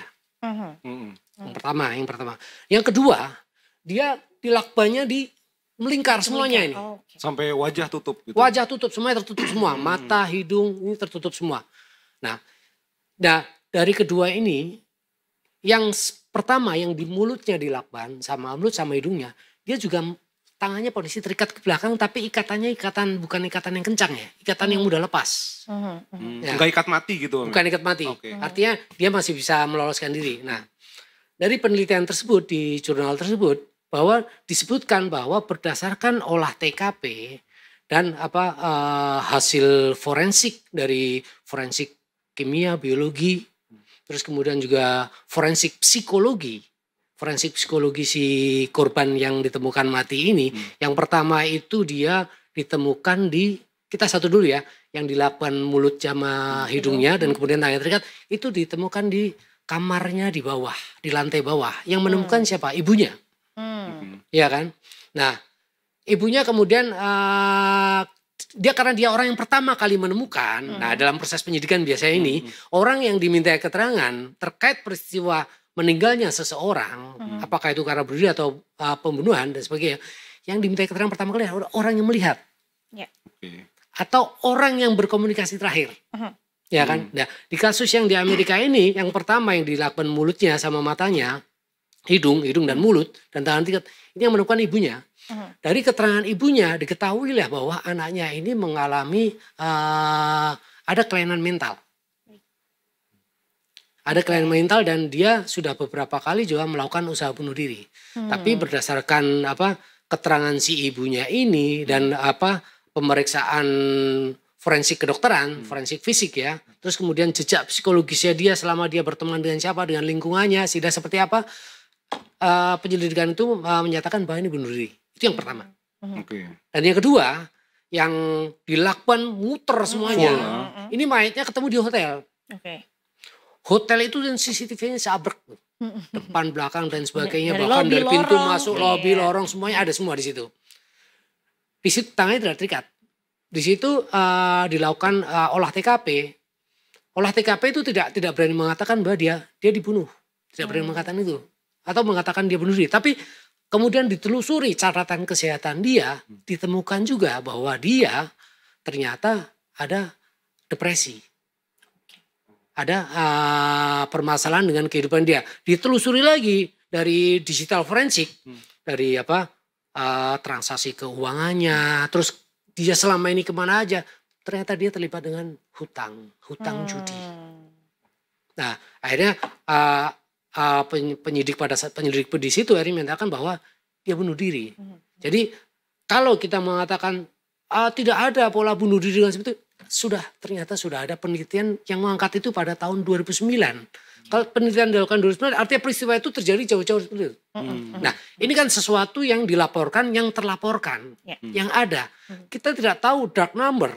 Ada berapa kali peristiwa itu yang tidak tercatat, tidak dilaporkan. Nah, jadi kalau kita bicara tentang kemungkinan bunuh diri, bisa saja kalau kita balik ke kasus yang di penemuan diplomat di Menteng ya kalau salah ya. Tetapi pola-pola pembunuhan dengan melilit itu banyak sekali terjadi juga. Terutama terkait dengan narkoba. Kalau kita bicara di Meksiko, banyak sekali itu kayak gitu. Polanya dengan seperti lakban. Iya, ada yang dipotong kepalanya dilakban, lempar ke sana, lakbannya masih utuh dilakban. Ya memang dalam beberapa kali pesan, dalam beberapa penelitian terkait yang kepala dilakban itu, biasa kita bicara bukan lakban sih, bahwa kepalanya dibungkus. Dibungkus bisa itu dengan lakban, bisa dengan plastik. Tapi kalau lakban itu memang message yang mau disampaikan sih, kalau memang itu benar pembunuhan, bahwa lu gak usah banyak ngomong dah. Kamu harus tutup mulut. Gitu loh. Biasa seperti itu Om. Gambaran yang terjadi dalam beberapa penelitian terkait kasus pembunuhan di Amerika Latin yang di situ tercatat sebagai wilayah narkoba. Kartel itu. Kartel itu seperti itu. Banyak sekali ditemukan hal seperti itu. Tapi kalau terkait bunuh diri dengan lakban itu yang saya temukan dari saya coba mengulik-ngulik jurnal baru di Amerika itu penelitiannya. Biasanya sih ya kalau bunuh diri dengan menutup begitu, dia dengan plastik. Ya. Tutup. Gitu. Tidak dengan lakban. Tapi ternyata dengan lakban ada juga. Oke. Itu Berarti gambarnya either seperti way itu. kedua kemungkinan itu memang juga ada gitu Kemungkinan itu ada. Kemungkinan duanya itu juga ada. Tetapi saya mencoba melihat dari jurnal yang ditulis ini siapa namanya ya, Yang Amerika tadi The ya. Rocks and Levers 2009 ya. Ini kasus bunuh diri di Amerika Serikat. Dia lebih menekankan kepada bahwa ketika ditemukan kasus ini olah TKP-nya harus sedetail mungkin. Karena jika tidak dilakukan sedetail mungkin itu bisa jadi meleset. Selain itu juga harus forensik terhadap korban. Forensik tidak hanya fisik, tidak hanya jenazahnya di forensik, tetapi juga psikologi dia, catatan dia selama ini interaksinya seperti apa, pola-pola dia. Ya, kalau bicara siapa sih yang harus ditanya, siapa sih yang harus dikonfrontir ketika ini si A ini meninggal, ya orang terdekatnya. Yang tahu rekam Ya, jejaknya. orang yang gitu berkomunikasi dia terakhir siapa, sahabatnya dia siapa. Bisa juga dia komunikasi terakhir kalau kita bicara diplomat, komunikasi secara verbal langsung dia bicara dengan satpam. Ya kan? Oh iya di laporannya ada ya. Tetapi kalau komunikasi secara digital, dia komunikasi dengan istrinya. Iya, yang malam itu Ya kan? jam 9 telepon itu Ya, jam 9 kata istri jam 9 udah komunikasi dan terus kemudian selesai. Saya tidur ya. Ya. Ya, berangkat Nah, terus kemudian dia berusaha mengontak si istrinya berusaha mengontak satpam pada pukul 10. Pada pukul 10 untuk minta tolong ke satpamnya, tapi satpamnya ternyata HP-nya udah ganti. Baru pukul 00 berapa itu dia berhasil komunikasi. Tapi yang menarik, pukul 10 dia berusaha mengontak satpam, tapi di satu sisi jam 23 ini si korban ini masih keluar. Makan di ruang makan, tempat makan itu di kos itu, dan dia masih buang sampah. Apakah dia handphonenya sudah mati atau dia tidak mau mengangkat telepon? Sehingga ada. Nah ini kan ini harus ditelusuri lagi secara digital. Dan itu kan belum terpublish kan? Iya. Harus ditelusuri. Benar gak handphonenya mati atau dia nggak mau angkat telepon sehingga si istrinya kontak. Ada apa ini? Jadi wajar ketika yang pertama kali diperiksa polisi adalah satpam dan kemudian istrinya. Tapi harusnya melebar kemana lagi, dia terakhir sebelum ketemu satpam dia ketemu siapa lagi. Berarti jendelanya tuh dari jam 23 ke atas gitu ya, sampai akhirnya tubuhnya ditemukan sudah meninggal dunia ya? Ya, nah kan belum juga terpublish juga dipublikasi juga oleh penyidik, oleh forensik. Kepastian dia meninggal jam berapa? Iya betul. Iya kan? Kan belum. Apakah dia meninggal setelah dia masuk kamar dia langsung meninggal, ataukah dia meninggalnya pagi? Kita belum tahu. Iya. Forensik HP-nya juga belum ketahuan. HP-nya terakhir kali lognya dia menerima telepon, dia mengakses HP dia, belum dia atau mungkin dia membuka laptop dan sebagainya. Banyak yang belum terpublis. Jadi artinya kalau selama ini banyak asumsi, ya karena yang muncul baru sedikit. Fakta-fakta yang muncul baru sedikit. Kalau fakta yang muncul udah banyak, lain cerita itu. Iya. Orang bisa berasumsi macam-macam. Ya. Betul.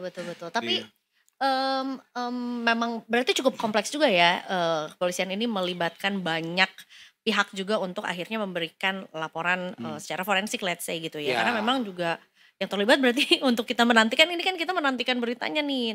Jadi sepengetahuan saya ya, ketika terjadi suatu peristiwa ditemukan mayat, apakah itu mayat korban apa-apa, yang pertama kali datang ke situ kalau dari pihak kepolisian itu pasti pusiden, pusat identifikasi. Ya, dia melakukan identifikasi area itu. Ya kan? Nah, biasanya nanti akan muncul nih Inavis. Ya kan? Muncul lapor. Dan lagi untuk lebih dalam lagi. Inavis untuk memastikan ini siapa sih nih gitu. Nah, kalau lapor ya untuk memastikan di situ ada apa aja. Tepung apa yang dicari lagi. Mungkin bisa olah TKP itu bisa 2-3 kali, jarang sekali olah TKP itu sekali untuk memastikan lagi apa yang kurang gitu. Iya. Dan termasuk juga kalau kosan sih harusnya cukup steril kali ya, ya. Ya. Atau tergantung juga sih, biasanya sterilisasi itu terjadi pada peristiwa-peristiwa besar ya. Peristiwa besar seperti kayak bom, gitu. Kecelakaan dengan korban besar aja nggak steril juga itu. Iya. Kasihan teman kosannya tuh sebenarnya yang cukup stres ya. Mesti kepikiran juga. Karena saksi juga atau diminta keterangan. Tapi dia seharusnya pada posisi nyaman sih, karena apa? Semua yang dia lakukan itu termonitor. Dan dia ketika dia membongkar itu semua kan video semua, divideokan semua kan. Kelihatan kan? Bongkar sampingnya ada video. Jadi apa yang dia lakukan terdokumentasi, tapi kita nggak tahu. Kita kan nggak tahu jejak dia nih selama 24 jam, 36 jam sebelum itu, 48 jam sebelum itu. Apa yang dia lakukan kita nggak tahu. Nah bahkan yang videoin itu juga akhirnya masyarakat bertanya juga, Om, loh kok ini bukanya di videoin sih, buka pintu sampai di videoin, berarti kayaknya udah tahu sesuatu nih atau udah apa. Maksudnya ini asumsi orang-orang aja gitu, Om ya, karena memang ya tadi seperti Om bilang kan. Pola-polanya seperti itu bukan masalah di videoin atau gimana ya, tetapi ketika dia melakukan sesuatu atas perintah orang lain, dia juga merasa bertanggung jawab untuk jangan sampai ada apa-apa ini. Gitu ada buktinya berarti. Iya, gitu loh. Meskipun di situ ada CCTV, tapi kalau video rekaman itu kan natural sound-nya kan ada semua. Suara dia mencongkel, dia ngomong apa aja, atau bahkan pada saat mencongkel itu dia komunikasi sama istrinya. Masih online juga, kita nggak tahu. Oh iya. Gitu loh. Ada potensi untuk silent crime gitu ya. Apa sih silent crime itu? Maksudnya kayak gimana tuh ya, kejahatan yang berusaha untuk ya kalau kejahatan udah pasti ditutup-tutupi sih tapi ya, tapi mungkin sama orang terdekat lah, orang dalam gitu. itu. Ini kita kebanyakan baca detektif Conan sih Om sebenarnya. Iya benar ya. Kita lagi nunggu Goro-Mori sebenarnya di sini karena datang. How to get away with murder in real life. Ada nggak potensi ke sana Om? Maksudnya ya entah mungkin orang terdekat begitu atau betul. Bagaimana Om? Jadi saya mau menegaskan lagi sekali lagi ya, bahwa kriminolog itu tidak memiliki kewenangan untuk menetapkan siapa pelaku atau menyimpulkan suatu kejahatan, menyimpulkan kasus hukum ya. Nah, tapi dalam konteks kematian yang tidak wajar, ya, Anda melihat nggak? Anda melihat kasus kematian diplomat itu wajar apa nggak sih? Enggak. Nggak wajar. Saya coba baca ya. Bahwa kemungkinan apa yang disebut dengan silent crime bisa saja terjadi.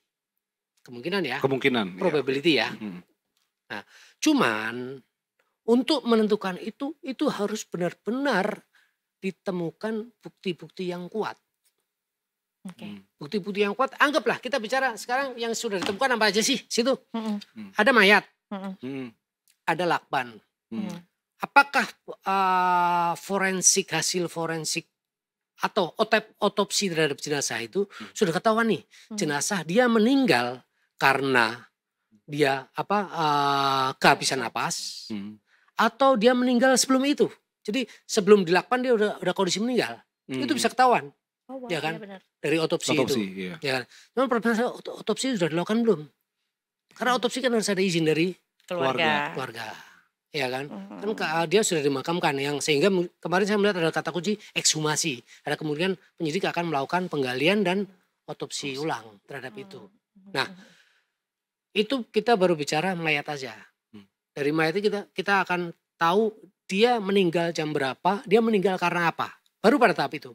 Dan di kasus ini kita menemukan lakban. Lakban, kalau bicara lakban itu kan bentuknya bulat nih. Kita kalau mau buka lakban pasti begini. Sidik jari paling mudah tertinggal di mana?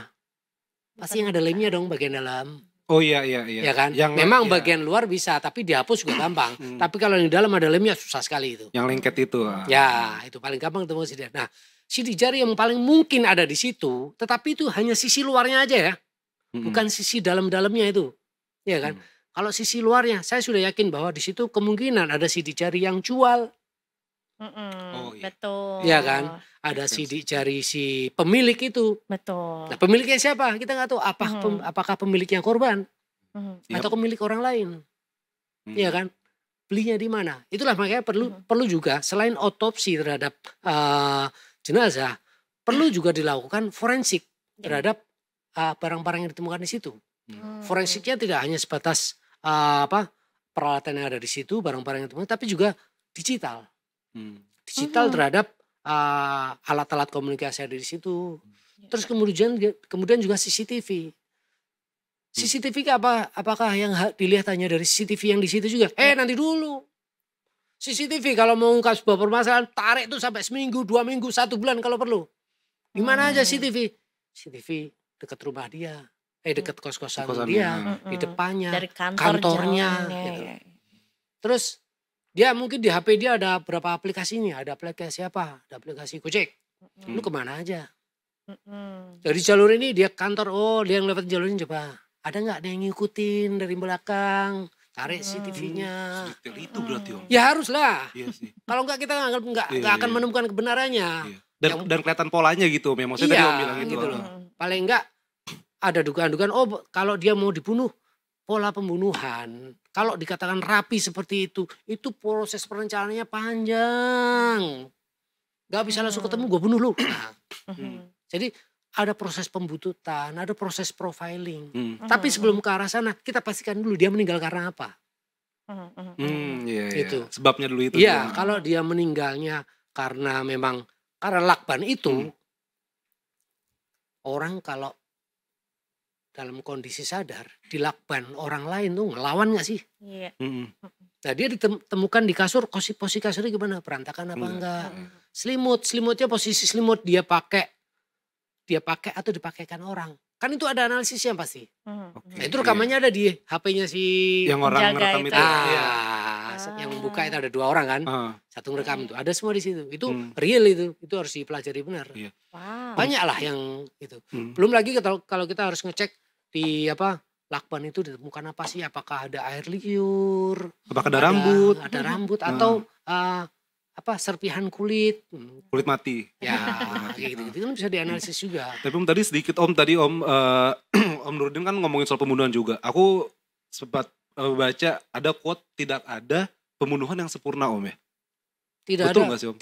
Tidak ada pembunuhan yang sempurna, maksudnya tim forensik pasti bisa menemukan pelakunya tuh pasti ketahuan gitu ya? Kalau tidak ada pembunuhan yang sempurna, apa sih kali ini gue lupa lagi. Pokoknya tidak ada kejahatan yang sempurna. Iya, maksudnya gitu Om. Tetapi ada banyak juga kejahatan yang tidak terungkap. Ada juga pembunuhan, banyak juga pembunuhan yang tidak terungkap. Anda lebih percaya yang mana? Oh gitu Om. Soalnya katanya iya. Ya, maksudnya pembunuhan yang sempurna ada. Ada juga Om. Adalah pembunuhan yang sempurna. Banyak terencana sekali gitu. Ya. Berarti sebetulnya ketika kita melihat atau membaca pemberitaan di media juga sebetulnya akhirnya jadi PR yang banyak banget juga nih untuk tim forensik dan juga polisian gitu ya untuk mencari tahu, mengungkap gitu apa yang sebetulnya terjadi juga gitu. Batasannya sampai mana Mas saat menjadi kriminolog tuh? Kita kalau kriminolog tadi saya katakan bahwa ada 4 poin penting nih. Korban, pelaku, kejahatan, sama reaksi sosial masyarakat. Kebetulan saya pada posisi di 4 nih. Iya. Saya melihat dari sisi reaksi sosial masyarakat. Dengan background saya dulu pernah menjadi jurnalis, dan kemudian saya banting setir menjadi pengajar di kriminologi. Nah, batasan di sini dalam hal ini kriminolog hanya bisa membaca reaksi sosial. Ya. Jadi reaksi sosial dari sisi saya hanya bisa melihat dari reaksi sosialnya seperti apa sih. Oh ternyata ada respon seperti ini. Saya justru dari kasus ini, saya melihat kok ada respon seperti ini ya. Seolah-olah ada yang mau menggiring, ini kesini nih. Ini kesini nih. Saya justru melihatnya di situ. Saya tertarik, ini nih justru sebenarnya ini kejahatan tersembunyi nih. Menggiring isu ke sana kemari untuk mengaburkan fakta-fakta yang sebenarnya ada gitu loh. Nah ini kan kalau saya bilang, mungkin ya kemarin agak ramai juga ketika ada wartawan ditangkap oleh jaksa. Karena obstruction of justice. Upaya untuk mengganggu proses penegakan hukum, proses penyidikan. Nah, saya sebagai kriminolog yang fokus pada reaksi sosial masyarakat, saya melihat jangan-jangan ini kalau melebar kemana-mana terus mengganggu upaya penyidikan, bisa jadi orang ini ditangkap juga ini.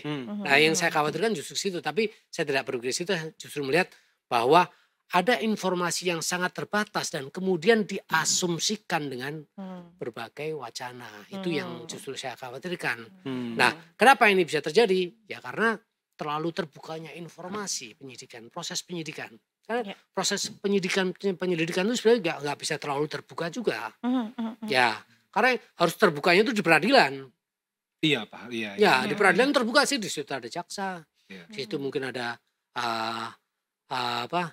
Ada pengacara, ada pelakunya dan sebagainya. Itu bisa terbuka semua. Tapi kalau terlalu terbuka sekali kadang-kadang justru malah ini yang di era new media ya, semuanya serba terbuka, orang bisa beropini dan sebagainya. Orang jadi kepo. semua orang jadi detektif. Apalagi ya polisi juga manusia, jaksa juga manusia, hakim juga manusia. Dia gampang sekali dipengaruhi dengan dinamika isu di luar. Sehingga itu mempengaruhi dalam proses penyelidikan. Karena sepanjang sepengetahuan saya terkait kasus meninggalnya diplomat ini, fakta yang muncul belum lebih dari 10%. Oh, belum banyak berarti ya? Masih banyak yang belum keluar.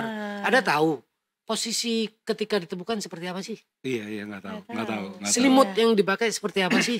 Kondisi kamar kayak gimana kita juga nggak tahu kan. Kondisi kamar seperti apa? Mungkin kelihatan lah kasur di depan pintu. Iya. Ya kan, kelihatan dia jenazahnya di situ. Nah terus posisi lakbannya seperti apa sih? Apakah lakbannya muter? Iya. Muter dan posisi muternya itu sampai seberapa sih?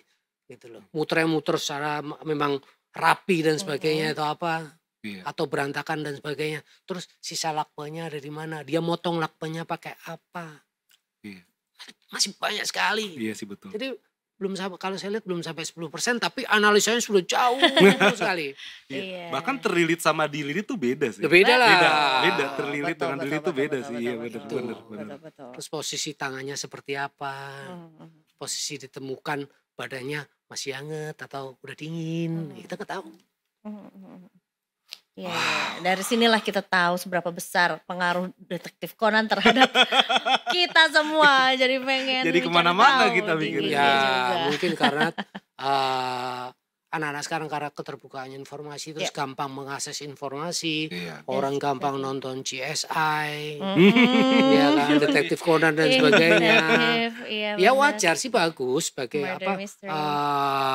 upaya untuk membuat terang sebuah permasalahan itu bagus. Tapi kalau kemudian itu dilakukan dalam upaya untuk membuat asumsi yang sehingga mempengaruhi menggiring opini juga. Opini publik, menurut saya ya nggak fair juga gitu loh. Itu nggak bagus juga. Gitu. Oke, berarti kita sebetulnya tinggal menantikan aja gitu ya hasil laporan. Ya, pokoknya semakin fakta-fakta ini terbuka, semakin enak analisisnya. Tapi kalau faktanya masih minim gitu, saya mengatakan dia dibunuh, saya mau menganalisis, memperkirakan dia dibunuh atau dia bunuh diri, kita juga nggak berani membuat sebuah perkiraan. Perkiraan loh, membuat perkiraan pun belum berani. Gitu loh. Baru 10% ternyata kita kira kita udah belum sampai 10%, bahkan kita kira udah kayak ini udah ketahuan nih ini gitu. Karena forensik psikologinya belum keluar, forensik jenazah juga belum keluar, belum ada yang keluar. Baru dia ditemukan. Dengan kondisi seperti ini. Terus latar belakang profil si korban, dia begini. Tapi itu kan yang terlihat. Yang tidak terlihat. Apalagi anak-anak sekarang tuh, orang-orang sekarang itu banyak yang punya alter account. Oh iya lagi. Ya kan? Apa yang aslinya muncul, itu bicara soal panggung. Soal panggung. Di depan dia munculnya seperti ini, di belakang aslinya seperti apa. Beda. Hanya orang terdekatnya yang tahu. Betul. Wah, menarik sekali, Pak. Ya. Kayak kuliah kita sebenarnya. Iya betul loh ya. Lumayan 2 SKS. Jadi, kayaknya belum. Masih panjang sih sebenarnya juga ya. Betul, menarik banget. Ya, memang juga sebetulnya ada tugas kita juga sebagai netizen juga untuk enggak terlalu buru-buru atau menggebu-gebu dalam menyimpulkan atau mungkin juga membuat opini pribadi, karena tentunya juga ya perlu profesional juga, bahkan sebetulnya seorang kriminolog aja nggak bekerja sendiri, yang forensik aja ada banyak jenisnya gitu ya, yang kemudian ya masih banyak lah yang sebetulnya juga akan melakukan tugasnya, jadi kita cukup menyikapi kita cukup menantikan aja. Ya, tinggal baca di News aja ntar update di running beritanya begitu. Gitu Pak Nurdin, terima kasih banyak hari ini sudah mampir ke Detik Sore. Mampir ke Detikom di sore. Ya bagaimanapun juga sekali lagi Detikers bahwa memang belum ada pernyataan resmi gitu ya yang dirilis juga dari kepolisian juga. Jadi tentunya ada baiknya kita menyikapinya juga dengan bijak juga gitu ya. Jangan terlalu menggebu-gebu atau gimana. Jangan pengen jadi viral itu aja sih. Makanya bikin thread panjang, wah seolah-olah ini. Ada satu yang menarik nih. Apa tuh? Dia terakhir keluar dari kamar buang sampah kan. Sampah yang dia buang itu jadi barang bukti apa enggak? Oh iya. Iya juga. Yang dia buang apa sih? Betul. Iya Karena lagi. kira-kira itu perlu jadi barang bukti enggak? Perlu sih harusnya Om. diteliti Oh, ya lebih. Jadi seru ya. Baiklah kalau gitu. Tapi tentunya juga tidak mengurangi rasa turut berbelasungkawa juga kepada korban yang ditinggal dan juga keluarga yang ditinggalkan juga ya. Mudah-mudahan juga hal ini juga tidak hanya sama diplomat tapi juga profesi nggak terjadi lagi. Amin. Ya. Dan kirim doa juga untuk korban juga ya. Kalau begitu itu tadi dia Detik Sore hari ini ya, kita sudah bahas macam-macam juga hari ini sebetulnya di Detik Sore. Kita ketemu lagi besok pokoknya ya. Jam yang sama dong, jam setengah, jam berapa? Jam 3 ya? Jam 3 sampai jam setengah 6, lupa. Saya versi lama soalnya. Sorry. Kalau gitu sekali lagi kita ucapkan terima kasih banyak Mbak Nurdin juga banyak, Om Nurdin. sudah mampir ke Detik Sore, dan tentunya kita akan berjumpa lagi setiap Senin sampai Jumat jam 3 sampai jam setengah 6 sore ya. Waktunya Isa pamit. Tebak berapa menit? Ayo Farhan cabut, kru petugas juga cabut. Terima kasih banyak, kita berjumpa besok. Oh iya Om, kita ada hashtag kalau misalnya kita bilang Detik Sore, nanti Om Nurdin bilang nggak cuma hore-hore. Gak cuma hore-hore. Iya, hashtag lagi. Tagline ya, tagar. Jargon ya. Jargon Lebih pas. Jargon. Alright, we'll see you again tomorrow. Jadi kita akan berjumpa lagi di Detik Sore. Sore. Nggak cuma hore-hore. Bye.